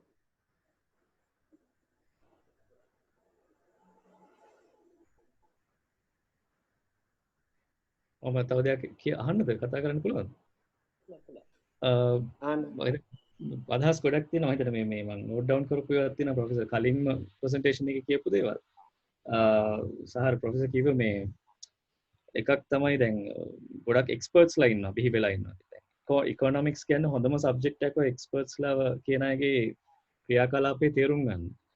ඔය 1950 ගණන් වල 60 ගණන් වල ඇති වුණා එක කල්ලියක් කියලා මම කියන්නේ ගොඩක් වෙලාවට මේ එයාලා තමයි මේ ටෙක්නොක්‍රසි කියන එක. ටෙක්නොක්‍රැට්ස්ලා කියන. එයාලා හිතුවා එයාලා මේ මිනිසුන්ගේ ජීවිත හොඳටම දන්නවා සහ මිනිසුන්ගේ ජීවිත හොඳටම තේරුම් ගන්න පුළුවන් ඒ වගේ ටෙක්නොක්‍රැට්ස්ලාට කියන එක. සහ අර ප්‍රොෆෙසර්ගේ පොයින්ට් එක තමයි කියන්නේ එයාලා දන්නෙත් නෑ. නමුත් එයාලට පුළුවන් බලයක් තියෙනවා මේ ජීවිත ට්‍රාන්ස්ෆෝම් කරන්න. ජීවිත වෙනස් කරන්න. ඒක සම්පූර්ණ මිනිසුන්ගේ ජීවිත සහ අර ස්ටෝරීස් දැනගෙන නෙවෙයි. ඒවා නොදැන දේශපාලන බලය ඇතුලේ පුළුවන් මේ සම්පූර්ණ මිනිසුන්ගේ තියෙන ජීවිතය වෙනස් කරන්න. මෙතන අනිත් තව එක පොයින්ට් එකක් තමයි ප්‍රොෆෙසර් කිව්වේ මේ සයන්ස් වලට බෑ කියන එක. ජීවිතය කියන එක තේරුම් ගන්නත් ඒක වෙනස් කරන්නත්. හැබැයි අර එක දෙයක් මම කලින් එක මතු කරා මේ ඉලාන් මස්ක් වගේ කෙනෙක් සම්පූර්ණ මම හිතන්නේ ස්පේස් කියන එකට අර කලින් තිබ්බ අර්ථකථනය සම්පූර්ණ වෙනස් කරා. ඒ කියන්නේ අභ්‍යවකාශය කියන එකත් ප්‍රයිවට් ස්පේස් එකක් වෙන්න නියමිතයි. මේක මම හිතන්නේ මම කලින් ටොපික් එකත් කතා කරා මේ ඒ කියන්නේ අපි හිතනවා නම් ඉන්ටර්ප්ලැනටරි අදහසක් ඉන්ටර්ප්ලැනටරි එක්සිස්ටන්ස් කියන එක වගේ අදහසක් ගන්න මම හිතන්නේ ඒකටත් දීලා තියෙන්නේ බොහොම මේ ප්‍රයිවට් ඒ කියන්නේ ප්‍රයිවට් ප්‍රොපර්ටි කියන අදහස ඇතුළෙම එන අර්ථකථනයක් එන්න නියමිතයි. කියන්නේ යා මේ මම හිතන්නේ ගිය අවුරුදු කීප ඇතුළේ කතා කරනවා මේ අඟහරු ග්‍රහය කොලොනයිස් කිරීම ගැන. එතකොට ඒ වගේ ප්‍රොජෙක්ට් එකක් ආවොත් එහෙම අපිට මේ කොලෝනියලිසම් කියන එක ආය අරන් යන්න වෙනවා මම හිතන්නේ වෙන ස්පේස් එකකට. දැන් ඒවා කතා කරන්න ඕන යුගයක් මොකද ඒ ත්‍රෙට් එක තියෙනවා අපිට. ඒ ත්‍රෙට් එක බොරුවක් නෙවෙයි. ඒ ත්‍රෙට් එක තියෙනවා දැන් SpaceX කියන ප්‍රෝග්‍රෑම් එක බලුවා නම් පේනවා මේ කොහොමද ඒක පටන් ගත්තේ අර කලින් මම කිව්වා මේ ටෙස්ලා කාර් එකක් තමයි එයා යව්වේ අභ්‍යවකාශයට. එයාගේ ප්‍රොමෝෂන් එක සඳහා යව්වේ ටෙස්ලා කාර් එක. ඊට පස්සේ තමයි SpaceX එක හරියට පටන් අරගෙන සම්පූර්ණ NASA වල තිබ්බ සම්පූර්ණ ගුවන් ගමන් මේ අභ්‍යවකාශ ගමන් කටයුතු එයාගේ ටෙස්ලා කම්පැනි එක පවර ගන්න. එතකොට මම හිතන්නේ අපිට ආය අර්ථකථනයක් දෙන්න වෙනවා මොකද්ද අපිට එන්න තියෙන අනාගතයේ මේ ඉන්ටර්ප්ලැනටරි වර්ල්ඩ් සම්බන්ධයෙන් කියන්නේ. මම කියන්නේ ලොකු ඒවා ගැන මං කිව්වේ එකක් දැන් අපිට දැන් සාමාන්‍යයෙන් අර ලොකු සාකච්ඡාව තියෙන්නේ modes of production එක වෙනස් කරන්න කොහොමද එහෙම සාකච්ඡා නමුත් අන්තිමේදී මම හිතන්නේ ගොඩක් දේවල් වෙන්නේ ඒක අතරමැද්දේ ඇති වෙන negotiations වලින්. දැන් ඒ negotiations වලදී agency කියන එක දැන් ඉලන් මස්ක් තියනවා කියන එක අපි දන්නවා. ඒ කියන්නේ ඒක සාමාන්‍යයෙන් කවුරුත් පිළිගන්නවනේ යටත් තියෙනවා. එතකොට බෙසෝස්ට ජෙෆ් බෙසෝස්ට අර මේ ඒගොල්ලන්ට තියෙනවා කියලා අපි විශ්වාස කරනවා. ඒතර ඒගොල්ලෝ ස්පේසස් උත් හදනවා වගේ අභ්‍යවකාශ ස්පේස් එකත් සෝෂල් ස්පේස් එකක් බාට පරිවර්තනය කරන්න හැකියාවක් ඉලන් මස්ක්ට එමත් ඇති. නමුත් අර people spaces එකේ මම කියන්නේ මිනිස්සුත් ඒක කරනවා. ඒක අපි සැලකිල්ලට භාජනය කරලා නැහැ. ඒ අඩුව පුරවන්න තමයි ඒ අපේ knowledge base එකේ මම අර්ථ කරන්නේ. එතකොට අනිත් එක තමයි ඔය ටෙක්නොලොජි අරමයා දිනු කරාට ඒ කැපිටල් එකෙන් අරින් මේ මොකක් හරි කරාට ඒක අන්තිමේදී දෙයක් වෙන්නේ ඒ කියන්නේ මේ අන්තිමේදී අපි දන්න කරන දෙයක් වෙන්නේ මිනිස්සුගේ මැදිහත් වෙන්නේ. මොකද දැන් අන්තිමේදී ටෙලිෆෝන් ආපුවම මිනිස්සු එක ටෙලිෆෝන් එකක් අරගෙන SIM කාඩ් දෙකක් දාගෙන දෙන්න තුන් දෙනා පාවිච්චි කරනවා. ඊට පස්සේ ටෙලිෆෝන් කම්පැනි වලින් SIM කාඩ් දෙක දාන්න පුළුවන් ටෙලිෆෝන් එක. ඊට පස්සේ සෙල්ෆෝන් කම්පැනි වලින් බැලුවා දුප්පත් මිනිස්සුන්ට විකුණන්නේ කොහොමද කියලා සෙල්ෆෝන්. මොකද සල්ලි තියෙන මිනිස්සු කොහොමදත් ගන්නවා. ඒක අර iPhone එකක් හරි මාකර් එකක් දාලා. එතකොට අන්තිමේදී දැන් අපේ ඩිපාර්ට්මන්ට් එකේ වුණත් උගන්න දා තමයි කාර් එක නිසා තමයි කියලා නගරේ අර ඩවුන්ටවුන් එක නැති වුණේ. අමිනවා දන්නවද ඩිස්කෝස් එක මේ US වල. නමුත් මගේ ප්‍රොසිජන් එක ඒක නෙමෙයි. කාර් එක විසින් කිසි දෙයක් නැති කරේ නැහැ. ඒ කාර් එක මිනිස්සු විසින් පාවිච්චි කරපු දෙයින් තමයි ඒක නැති වෙන්නේ. මොකද කාර් එකක් කියලා කියන ඔබ්ජෙක්ට් එකක්. ඒ සයන්ස් වලින් අපිට ගන්නෙත් ඔබ්ජෙක්ට් එකක්. ටෙලිෆෝන් එක කියලා කියන්නේත් ඔබ්ජෙක්ට් එකක්. ටෙක්නොලොජි කියලා කියන්නේත් ඔබ්ජෙක්ට් එකක්. එතකොට ඒක කොහොමද එන්නේ? නමුත් ඒ negotiation එකේදී of course ඉලන් මස්ක්ට මාර පව එකක් තියෙනවා. you know I mean ඒ හැමෝටම මාර පව එකක් තියෙන. ඒක මම හිතන්නේ අර අපි මම හිතන්නේ එතනට යන්න ඕනේ කොහොමද මේක negotiate කරන්න කියන එක. නමුත් අපි කරනවා වෙන විදිහකට. ඒ කියන්නේ පරිණි මාක්ස් විදිහට අපි ගත්තොත් එහෙම වෘත්තීය සමිති වලින් අරලින් වලින් කරන්නේ negotiation නෑනේ. එක විදිහක negotiation එකක් කරනවා. නමුත් මම හිතන්නේ අපිට ඊට වඩා broad වෙන්න ඕනේ කියලා. ඒ කියන්නේ පළල් වෙන්න ඕනේ මේක තේරුම් ගන්න මේ කොහොමද. මොකද දැන් අන්තිමදී දැන් මම මතු කරපු ප්‍රශ්නයක් තමයි අපි දැන් modes of production වල විදියට තේරුම් ගත්තොත් එහෙම ලංකාවේ අපි මම අහලා තියෙනවා ගොඩක් මීටින්ග්ස් වලට ගියාම ධනපති ක්‍රමයට විරුද්ධව කතා කරනවා ලංකාවේ. මට තියෙන ලොකු ප්‍රශ්නයක් තමයි ලංකාවේ ධනපති ක්‍රමය තියෙනවද කියන්නේ. මොකද ධනපති ක්‍රමයක් කියලා කියන්නේ අපි කාල් මාක්ස්ට අපි මේ කියවනවා නම් ඒකේ තියෙන්නේ කෙනෙකුට like ලේබර් පවයකට සල්ලි දීලා ලේබර් එක අරගෙන ඒක සූරායන කාලා එහෙම නැත්නම් කොමෝඩිටි චේන් සරහා එනවා වලස්තන් විදිහට කියනවා නම් එහෙම සූරායන කාලා අරන්නේ මේක කරන හොරගම කොහෙවත් එහෙම ප්‍රොඩක්ෂන් නැහැ ඒ ලේබර් ප්‍රොඩක්ෂන් එකක් තියෙනකොට තමයි කල්ප ලේබර්ට පුළුවන් ප්‍රොඩක්ෂන් එක නවත්තන්න දැන් ඔයා මාව සූරායන කරනවා නම් මට පුළුවන් නවත්තන්න මට ස්ට්‍රයික් එකක් කරන්න පුළුවන් ඔතන මාව සූරායන කරන්නේ නැත්තම් මම හිතන්නේ අපිට ගොඩක් අලුත් අර්ථකථන වුණා. අර ඉස්සෙල්ලා මම කියන්න ගිය එක මේක මගදී බ්ලාස්ට් උනේ මේ මට එහෙම කෙනෙක් වෙන්න ඕන නැති උනේ. මොකද ඒ වෙලාවේ ඒගොල්ලෝ ඒ එක්ස්පර්ට්ලා අර කිව්ව එක්ස්පර්ට්ලා කියලා ඒගොල්ලෝ කතා කරන්නේ ඒගොල්ලෝ සම්පූර්ණයෙන් දන්නවා වගේ තැනකට. ඊලන් මස්කුත් කතා කරන්නේ වගේ නෑ. එතකොට ඒගොල්ලෝ වෙන කිසි කෙනෙකුට ඉඩක් තියන්නේ නැහැ. ඒ ඩිස්කෝස් එක අතර. එතකොට අර වෙන පැති වලින් තමයි මීට ඇවිල්ලා මේ නෙගෝෂিয়েට් කරන්න. ඉතින් ඒ වෙලාවේ මං හිතුවා දැන් මට නම් මෙහෙම මිනිහෙක් වෙන්න අවශ්‍ය නැහැ. මට තැන් වල ගිහිල්ලා ඉවරලා මං තමයි වීරයා කියලා කතාව දෙන්න ඒ කියන්නේ ඒ තැනේ නෙවෙයි මං හිටියේ. ඒතර මං ඇත්තටම යන්න කියලා ගියා. යන්න කියලා ගියාම එක දවසක් MIT එකේ ප්‍රොෆෙසර් කෙනෙක් ඇවිල්ලා කතාවක් දුන්නා. එයා ලංකාවේ මේ කෝට් එක ගැන කතා කරේ. එක හතරෙන් එකක් කතාවෙන් හතරෙන් එකක් ඒක. ඊට පස්සේ මම ප්‍රශ්න ලියගත්තා. මට ප්‍රශ්න 23ක් තිබුණා. ඒ ඔයාගේ වගේ කාලේ you know. ප්‍රශ්න 23ක විතර ආවට පස්සේ මම තීරණය කරා මම අද ප්‍රශ්න අහන්නේ නැහැ කියලා. මම අද ප්‍රශ්න අහන්නේ නැහැ. මම ගිහිල්ලා කල්පනා කරලා බලනවා කියලා මම මේක කරනවද නැත්නම් ගෙදර යනවද කියලා. කියන්නේ එමනේ MIT එකේ ප්‍රොෆෙසර් කෙනෙක් ඒ මනුස්සයා ලංකාවට ගිහිල්ලත් නැහැ. මම ඇහුවා ලංකාවට ගිහිල්ලත් නැහැ. එයා ලියනවා දැන් අපි knowledge එක ගන්න ඕනේ මේ existing knowledge එක නේ අපි improve කරන්නේ. existing knowledge එක මම කියනකොට මම මිනිහපතත් කියවන්න ඕනේ. දැන් මේ වගේ ජංක් ගොඩාක් කියවන්න ඕනේ. මොකද මිනිස්සු ඉන්නේ ලොකු තැන් වල අර වගේ මේ ඊලන් මස්ක් වගේ තමයි ඉතින් MIT එකේ ප්‍රොෆෙසර් කෙනෙක්. දැන් මේ මිනිහට පොතක් ලියන්න පුළුවන් ඕනේ මිනිහ පබ්ලිෂ් කරනවා මම කියවන්න ඕනේ. ඊට පස්සේ මම කල්පනා කරා මම යනවා කියලා.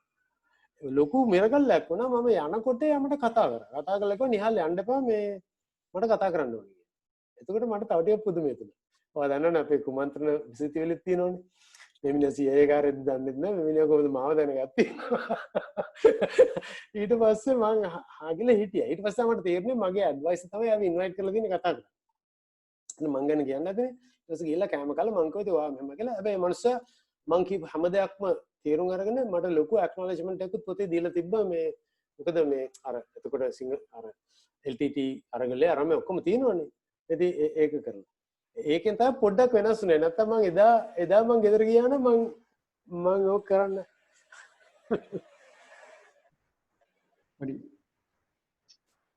මට පොඩි දෙයක් අහන්න පුළුවන්ද? අහන්න ප්ලීස්. මට පොඩි අදහසක් තියෙනවා මේ පහුගිය දවසකුත් කිව්වා. දැන් අපේ දැන් සමහර කිව්ව අදහසෙන් තේරුණා මේ අපේ ලංකාවේ මේ ධනපති පන්තියක් ඉන්නවල සූරා කෑමට භාජනය වෙනවද එහෙම ලේබර් ෆෝස් එකක් ගන්න. එහෙම පොඩි අදහසක් කියවුණා. දැන් ඔය අපේ කෘෂිකර්මාන්තයන් මම අනුරාධපුර පැත්තේ ඉන්න නිසා මේ පොඩි හිතාගෙන ඉන්නවා මේක ටිකක් මේ අර බොහොම මේ ෆ්‍රෙන්ඩ්ලි රස මේ ප්‍රේමණීය විදියට සූරා කෑමක් වෙනවා කෘෂිකර්මාන්තය ඇතුලේ. ප්‍රාග්ධනය. ඒක නිකන් මේ පේන්නේ නැහැ කෙලින්ම.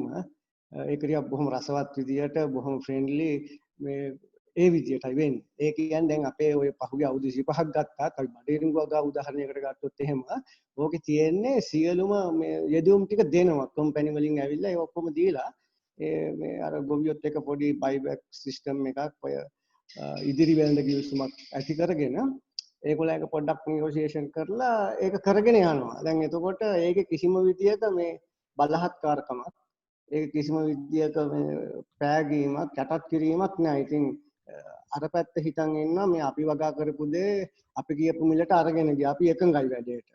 නමුත් ඔගේ ප්‍රතිඵල ඊටමත් භයානකයි. ඔය පරිසර විනාශ වීම, ජල මූලාශ්‍ර විනාශ වීම, වකුගඩු රෝග, සියලුම දේවල් දීලා ගිහිල්ලා දැන් ඒ සූරා කෑම අපිට පේන්නේ නැහැ. මොකද බොහොම හිතවත් විදියට ප්‍රේමණීය විදියට නෙමෙයි ලැබිලා තියෙන්නේ. ඉතින් ඕක හඳුනාගන්නේ කොහොමද කියන එක දැන් ඕක මේ ඉස්සර තිබුණ සූරා කෑමට වැඩිය පොඩි වෙනසක් තියෙන නිසා. මං කරුණු දෙකක් කියන්නම් මට ඉන්න අමතක වෙයි දන්නේ නැති නිසා මම පොඩි දෙයක් ලියා ගන්න ටක් ගාලා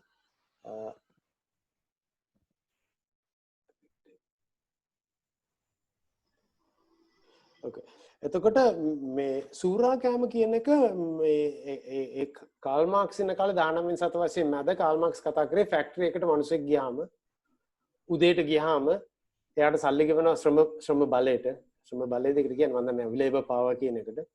එතකොට මේ මිනිස්සයා දවසේ වැඩ කරලා ඉනෝ ඩොලර් 12ක පුටුවක් නිෂ්පාදනය කරනවා. මේ මනසට 4ක් ගෙවනවා. මෙයා 4ක් ගන්නවා. අමුද්‍රව්‍ය වලට 4ක් යනවා. ඔය කතන්දරේ දන්නවනේ මාක්ස්ගේ උදාහරණේ. එතකොට එහෙම කියලා. නමුත් ඇත්තටම අද දවසේ එහෙම නෙමෙයි වෙන්නේ. එහෙම වෙන තැන් ඇති. එහෙම වෙන තැන් ඉතාමත්ම අඩුයි. අර වාකිය වගේ රමණීය විදිහට තමයි ඒක වෙන්නේ දැන්. මොකද මේ දැන් commodity chains දැන් මම කිව්වේ ලෝක ආර්ථික ක්‍රමයක් කියලා. ලෝක ආර්ථික ක්‍රමය ග්‍රූ වෙලා තියෙන commodity chains. දැන් චීනෙට කියන්න පුළුවන් අපි සමාජවාදී අපි මේකට නැහැ කියලා. මම කතා කරන්නේ 49න් පස්සේ. හරි? දැන් ඒගොල්ලෝ එච්චරම ලොකු ක්ලේම් එකක් දාන්නේ නැහනේ. එතකොට නමුත් ප්‍රශ්නේ තියෙන්නේ ඒගොල්ලෝ සමාජවාදී හරි නැතුව හරි ඒගොල්ලෝ මං කිව්වේ තනි ආර්ථිකය තියෙන්නේ කියලා තනි ආර්ථිකය තියෙන්නේ නම් එතකොට ඒගොල්ලෝ ඒ ආර්ථිකයට සහභාගී වුණොත් ඒගොල්ලෝ සූරකමට ලක් වෙනවා. ඒගොල්ලන්ට බෑ ආර්ථිකයට සහභාගී වෙලා අපි ධනපති ක්‍රමයට අයිති නැහැ කියලා කියන්න පුළුවන්. නමුත් ඒක එහෙම වෙන්නේ නැහැ. මම පෙන්නනම් කොහොමද කියලා. දැන් ඉස්සර තිබුණා අපි ටිකක් ලංකාවේ රජානු ටික වමට බාරලා නේ ලංකාවේ ආණ්ඩු. එතකොට ඒ කාලේ තිබුණ චීනෙත් එක්ක ලංකාව ගහනවා ගිවිසුමක් රබර් සහල් ගිවිසුම කියලා. රබර් සහල් ගිවිසුම කියලා කියන්නේ අර පරණ බාට ක්‍රමයට කරනවා අපි මෙච්චරක් හාල් රබර් දෙනවා ඔයගොල්ලෝ මෙච්චරක් හාල් දෙන්න කියලා. එතකොට සූරකමක් නැහනේ. ඔක්කොම එකගයිනේ. හරි. එතකොට අපිට අඩුවට හාල් හම්බ වෙනවා. එතකොට දැන් අපේ ඉන්න ලොකුම ශ්‍රමිකයෝ ඉන්නේ يعني වැඩිම හම්බ කරපු ශ්‍රමිකයෝ හිටියේ වතු කරේ. ඒ කියන්නේ ලංකාවට විදේශ විනිමය අරගෙන හම්බ කරපු. ඒතර මේ මිනිස්සුන්ට මැරෙන්න නැතුව ඉන්න පුළුවන් වෙන්න ඕනේ. හම්බෙන පඩියෙන්. ඒතර මේ මිනිස්සු මැරුන්නේ නැහැ මේ ওই චීනෙන් එන හාල් කන්න පුළුවන්. ඒක ටිකක් ලාභයි හිටියේ. ඊට පස්සේ අන්තිමේදී ගියාම එංගලන්තෙට ගියාම තේ වලට විශාල මිලක් හම්බ වෙනවා. ඒ මිනිස්සුන්ට ලාභයක් හම්බ වෙනවා. මේ ලාභය කියලා කියන්නේ අර ශ්‍රමිකයන්ට ගෙවපු නැති කොටසනේ. ශ්‍රම අතිරික්තනේ. ශ්‍රම අතිරික්තය එන්නේ ලංකාවේ ඉන්න වතුකම් කරවගෙන විතරක් නෙමෙයි චීනෙ ඉන්න ගොවියන්ගෙන්. ඒ කාටවත් ගෙවලා නැහැ. එතකොට ඒක කොමොඩිටි චේන් එකක්. කොමොඩිටි චේන් එකක් කරා තමයි එක්ස්ප්ලොයිටේෂන් වෙන්නේ. කැපිටලිස්ට් වර්ල්ඩ් ඉකොනොමි අදහස උද. එතකොට දැන් මේකෙත් දැන් එතන ගොවියෙක්ගෙන් කියලා කියන්නේ ගොවියාගෙන් කෙලින්ම ගන්න එක එතනම නෙමෙයිනේ. තව ගොඩක් චේන් එකක් තියෙනවානේ. ওই චේන් එක හරහා දිගටම මෙයාම. ඒතර චේන් එක දිග හරහා යනකොට ඒ චේන් එක ක්‍රියාවට යොදවන මිනිස්සු ඉන්නවානේ.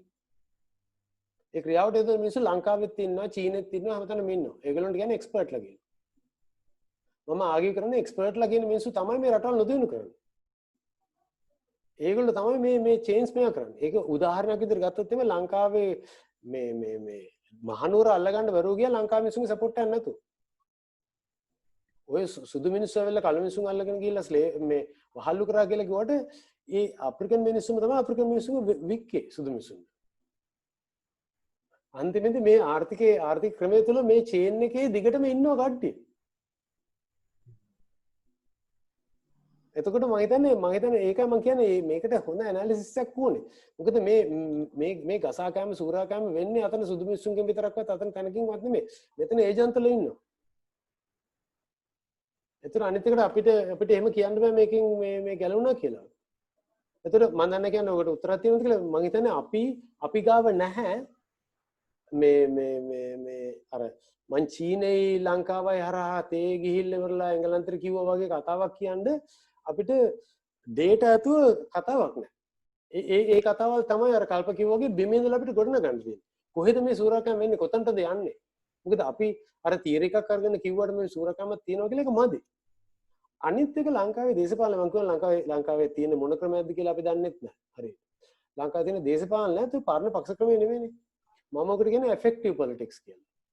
ඔය නියෝ ලිබරල් නායකයෝ දක්ෂිනාංශික නියෝ ලිබරල් නායකයෝ ඔක්කොම පාවිච්චි කරන effective. effective කියන්නේ මම මෙයාට කැමතියි. අපි ට්‍රම්ප්ට කැමතියි. ඊට පස්සේ ට්‍රම්ප්ට කැමති මොකද ට්‍රම්ප් ජාතිවාදී අර මේ කතා කරනවා. ඉතින් වැඩේ ඡන්ද අඩු වෙනකොට ට්‍රම්ප් කියන්නේ විදේශයේ වල ඉඳලා ශිෂ්‍යයෝ ඉන්නෝනේ. ඒ මිනිස්සුන්ට අපි යන්න කියනවා. එතකොට මේක අර ජනප්‍රියවාදීන මාර විදිහට හොඳ දෙයක්. මොකද දැන් ඡන්දෙම ගත්තේ මෙක්සිකන්ස්ලාට එහෙම බැනම. විදේශිකයන්ට බැනම. දැන් ඒකට බනින්නත් බෑ. ඒක එහෙමත් නෑ. මේ ඡන්ද එයාට තියෙන වටිනා සපෝට් එක අඩු වෙනවා. දැන් යා කියනවා එහෙමනම් විදේශේ ඉඳලා ඇමරිකාවට ඇවිල්ලා ස්ටඩි කරන ශිෂ්‍යෝ ඒගොල්ලෝ පන්ති කාමර වලට එන්න ඕනේ නැත්නම් ස්ටඩි කරන්න ඒගොල්ලන්ට ඇමරිකාවෙ ඉන්න අවශ්‍ය නැහැ. අපි ඒගොල්ලන්ට යන්න කිව්වා. එයාගේ දැන් බේස් එක පොඩි වෙනවා. නමුත් ඒ බේස් එක එයාට ආදරෙන් ඉන්නේ. පන්ති ක්‍රමයකට වඩා ආදරෙන් ඉන්නේ. එකක් ආගම නිසා විවිධාකාර දේවල් නිසා ආදරෙන් ඉන්නේ. ඒකම තමයි රාජපක්ෂලාටත් තියෙන්නේ. ඒ මොකක් හරි කරලා ඔළුව අත ගාලා අර මම සජිත් ප්‍රේමදාස එක්ක සරයක් කතා කරා. දෙසරයි මම ඔමන්ස හම්බෙලා තියෙන්නේ. එක සරයක් කතා කරනකොට මේ මනුස්සයා මට කිව්වා හරි අමාරුයි මේ මහින්ද රාජපක්ෂත් එක්ක දේශපාලන මේ හුඟක් ඉස්සර. මේ ඇවිල්ලා කරට අත දාලා බඩ විරකනවා. ඒ බඩ විරකන ගමන් අර මිනිස්සුන්ට කියනවලු පින්තූරු ගන්න කියලා. ඒ පින්තූරු ටික දාලා කියනවලු සජිත් දැන් රාජපක්ෂට එකතු වෙයිද? නෑ මම කියන්නේ ඒ දේශපාලනේ තේරුම් ගන්න ඕනේ. ඒ දේශපාලනේ අර පන්ති දේශපාලනේ අර එහෙම නෙමෙයි. මම නම් කියන්නේ අර ලිබරල් කට්ටියට තියෙන effective politics. දැන් ඔයත් කියන්නේ එතනට අවිල්ලා දැන් ඉකොනොමික්ස් වලම කියන්නේ externalization කියලානේ මේවට. දැන් externalization කියලා කියන්නේ දැන් අපි ගාන හැදුවට මෙහෙම ලාභ ගත්තට දැන් අපි වියදම් කරන්න තියෙන ගොඩක් දේවල් වියදම් කරලා නැහැ. අපි මිනිසුන්ගේ වකුගඩු හිටන්න නැති වෙනකන් මේ ගිහිල්ලා අපි පරිසරයට තානි කරලා වකුගඩු වලට තානි කරලා මිනිස්සුන්ගේ ශරීර වලට තානි කරලා මේකකටවත් account එකක් නැහැ. ඒකට බාහිරකරණය මොකක් හරි මන් දන්නේ සිංහල වචනේ බාහිරකරණයක් නේ. දැන් ඒ බාහිරකරණය ගැන කතා කරන්න බෑනේ. අර මිනිස්සු ආපම මේ මිනිස්සුන්ට ආදරෙන්නේ මේ මිනිස්සු පිටට තට්ටු කරලා කිව්වම හරියන මෙහෙමයි කියලා. මම හිතන්නේ අලුත් ස්ට්‍රැටජි එකක් ඕනේ. ඉතින් මන් දන්නේ කියන්නේ මගේ ළඟ නම් නැහැ ඒකට ස්ට්‍රැටජි එකක්. අපි නවත්තමුද දැන්? Okay. වෙලාවටයි කාලයි. පොඩි දෙයක් ප්‍රොෆෙසර් මේ අර ෆිල්ම් එකක් තියෙන බලලා තියෙනවද දන්නේ කොයාන කත්ස්කි කියලා. නෑ මට මට එවන්න එක. ගොඩ්ෆ්‍රී රෙජියෝගේ ෆිල්ම් එක පරණ 1980 ගණන් වල හදපු එකක් මේ වා කැමති මම ඒක එවන්නම් මේ බලන්න ඒක. Thanks.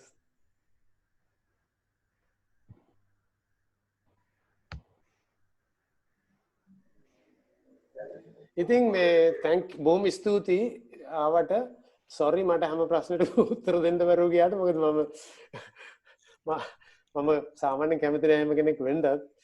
ඉතින් මගේ ළඟ උත්තරත් නැහැ. නමුත් මේවා සියල්ල අධ්‍යයනය කළ යුතු ඉතා වැදගත් ප්‍රශ්න. අපිට ඕන නම් මම තව අධ්‍යයනය කරපු එකක් තමයි ගම සහ මේ ගම කියලා කියනකොට ගම පැති ගොඩාක් තියෙනවනේ. කෞශල්‍යත් කියවනේ ගමේ තියෙන තව පැති ග්‍රාමීය සංවර්ධනය කියන එක ඒක ඉන්ට්‍රස්ටිං දෙයක් තියෙනවා. ඒ කියන්නේ ග්‍රාමීය සංවර්ධනය කරන්න ආපු මිනිස්සෙක් ඒ ගල්වේ සංවර්ධනයට ආපු කෙනෙක් මට මතක නෑ යාගේ නම කෝනෙල් එකේ මේ එතකොට හිටපු මේ ඇග්‍රිකල්චර් ස්පෙෂලිස්ට්. එයා මුලින්ම ඇවිල්ලා එයා කාර් එක්කලු ගියේ එතනට මේ නෝමන් අපොෆ් බහැලා කාර් එක ගිහිල්ලා වැඩේ කරන්න හදලා ඒක බැරි වුණාන් පස්සේ මේ එයා ඇවිල්ලා එයා තේරුම් ගත්තලු මේක මිනිස්සුත් එක්ක සංවිධානය කළ යුතුයි. මේක ටෙක්නිකල් දෙයක් නෙමෙයි. මේක මිනිස්සුත් එක්ක වැඩ කළ යුතු දෙයක් කියලා. එයා මෙන්න එන ලොකු පොතක් ලිව්වා මේ එයා තේරුම් ගත්ත දේ. මම හිතන්නේ අපි මේ හැම දෙයක්ම කරනකොට අපි self critique එකක් තියෙනවා. අපි ගැනම විවේචනයක් තියෙනවා. අපි විසින්ම අපි තේරුම් ගන්න ඕනේ. sorry කියන්නේ learning from Galloya කියලා තියෙනවද? මාර පොතක්. මම හිතන්නේ මම දන්නේ නැහැ කියන්නේ මම ඊටම සතුටු දෙයක් මම ඒක මගේ ස්ටුඩන්ට්ස් ලටත් කියවන්න දෙනවා. මොකද දැන් මම ළමයිව ගෙනිච්චාම ෆීල්ඩ් එකට අර මේ මම ඒගොල්ලන්ට කියන්නේ ඔක්කොටම ඉස්සෙල්ලා ඕගොල්ලෝ ප්‍රශ්න අහන්න ඕගොල්ලෝ කියන්නේ. ඕගොල්ලෝ කවුද?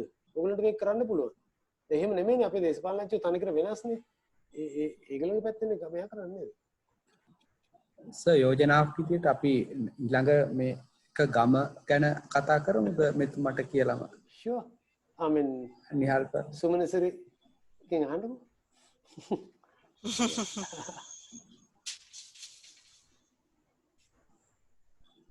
ප්‍රොෆෙසර් මයික් එක මියුට් වෙලා තියෙනවා. ප්‍රොෆෙසර් මියුට් ලා ලියනගේ සර්. ඕකේ. ඊළඟ සාකච්ඡාව දැනට ලිස්ට් කරලා තියෙන්නේ. ඊළඟ සති දෙකක්. හරි. ඊට පස්සේ තමයි අපිට නැවත සාකච්ඡාව ගන්න පුළුවන් ඉන්නේ. මම හිතන්නේ හොඳයි අපිට ගම ගැන සාකච්ඡාව දැන් කීර්තිගේ සාකච්ඡාවක් කරන්න නියමිතව තිබෙනවා. ඔය ගම සහ කෘෂිකර්මය ගැන ප්‍රශ්න අහපු කීර්ති සහෝදරයා. මම හිතන්නේ ඒකත් එක්ක අපිට ගන්නට පුළුවන් ඊළඟට ඔක නම් මාකටිං පැත්තේම ඔක්කොම අරගෙන සාකච්ඡාවක් කරන්න පුළුවන්. මොකද අපි ටිකක් එකම එක දිගටම ගෙනියන්නේ නැහැ. කඩලා වෙනතක මාතෘකාවක් දාලා තමයි යන්නේ. නැත්තම් සමහර අයට බෝරින් වෙන්න පුළුවන් නේ. ඒ නිසා අපි සාකච්ඡාව එහෙම කඩලා යන්නේ. ඊළඟ සාකච්ඡාව තියෙන්නේ අගෝස්තු මාසේ 1 වෙනිදා. ඒක තමයි ඊළඟ සාකච්ඡාව. අගෝස්තු මාසේ 15 වෙනිදා අපි සාකච්ඡාව කරන්නේ ඉංග්‍රීසි භාෂාවෙන්. ඒක මේ පැන්ඩමික් ඉකොනොමික්ස් ගැන. COVID-19 කාපු ඉකොනොමික්ස් ගැන මයිකල් රොබර්ට්ස් කියන බ්‍රිතාන්‍ය ආර්ථික විද්‍යාඥයෙකු විසින් කරන්නේ. ඒක අගෝස්තු 15-6ට. ඔයා බ්‍රිතාන්‍ය කිව්වද ලංකාවේ කෙනෙන්නේ? ඒ මයිකල් රොබර්ට්ස් නෙමෙයි. මේ වෙන කෙනෙක්ද? ඕකේ. You are referring to that anthropologist නේ. ඒක තමයි මම කල්පනා කරේ ඔයා කිව්වා මාක්සිස් කෙනෙක් කියලා. මම හිතන්නේ ඒකත් මම බැලුවා මේ කවුරු ගැනද මේ කතා කරන්නේ කියලා. I think මේ මයිකල් රොබර්ට්ස් ඇවිදilla බ්‍රිතාන්‍ය ජාතිකයෙක්. ඕකේ. එයා සාකච්ඡාව පටන් ගන්නවා පැන්ඩමික් ඉකොනොමික්ස් ගැන ඉංග්‍රීසියෙන්. අපි මාසකට සැරයක් ඉංග්‍රීසියෙන් සාකච්ඡාවක් සංවිධානය කරනවා. ඒක බොහෝ දුරට අපි කල්පනා කරන්නේ මේ ආසියා දකුණු ආසියාවම ලක්ක කරගෙන තමයි අපි ඒක සාකච්ඡා කරන්න යන්නේ. විශේෂයෙන් ඉන්දියානු බංග්ලාදේශ මේ වගේ අත් සම්බන්ධ කරගන්න. ඒක මාසකට වරක් කරනවා. මේ හොඳයි. එන අද සාකච්ඡාව සම්බන්ධ වීම ගැන ඒකට මුලපිරීම ගැන නිහාල්ට ආයිමත් ස්තුතිවන්ත වෙනවා. අනිත් නිහාල් තව සෑහෙන කාලක් මෙහි ඉන්න නිසා අපිට තවතාවක් පුළුවන්. කලක් නොහිටියත් දැන් ඇමරිකාවට ගියත් අපිට පුළුවන් නේ දැන් මේ ක්‍රමයේ යටතේ නැවත සාකච්ඡාවක් කර ගැනීමට පුළුවන්කම තිබෙනවා. හොඳයි. අද සාකච්ඡාවට පැමිණි හැම දිනාටම ස්තුතියි. අපි නම් මෙතනින් අද සාකච්ඡාව නවත්වමු. Thank you, Professor. බොහොමත්ම ස්තුතියි. Thank you. Thank you, Professor. Thank you, Professor.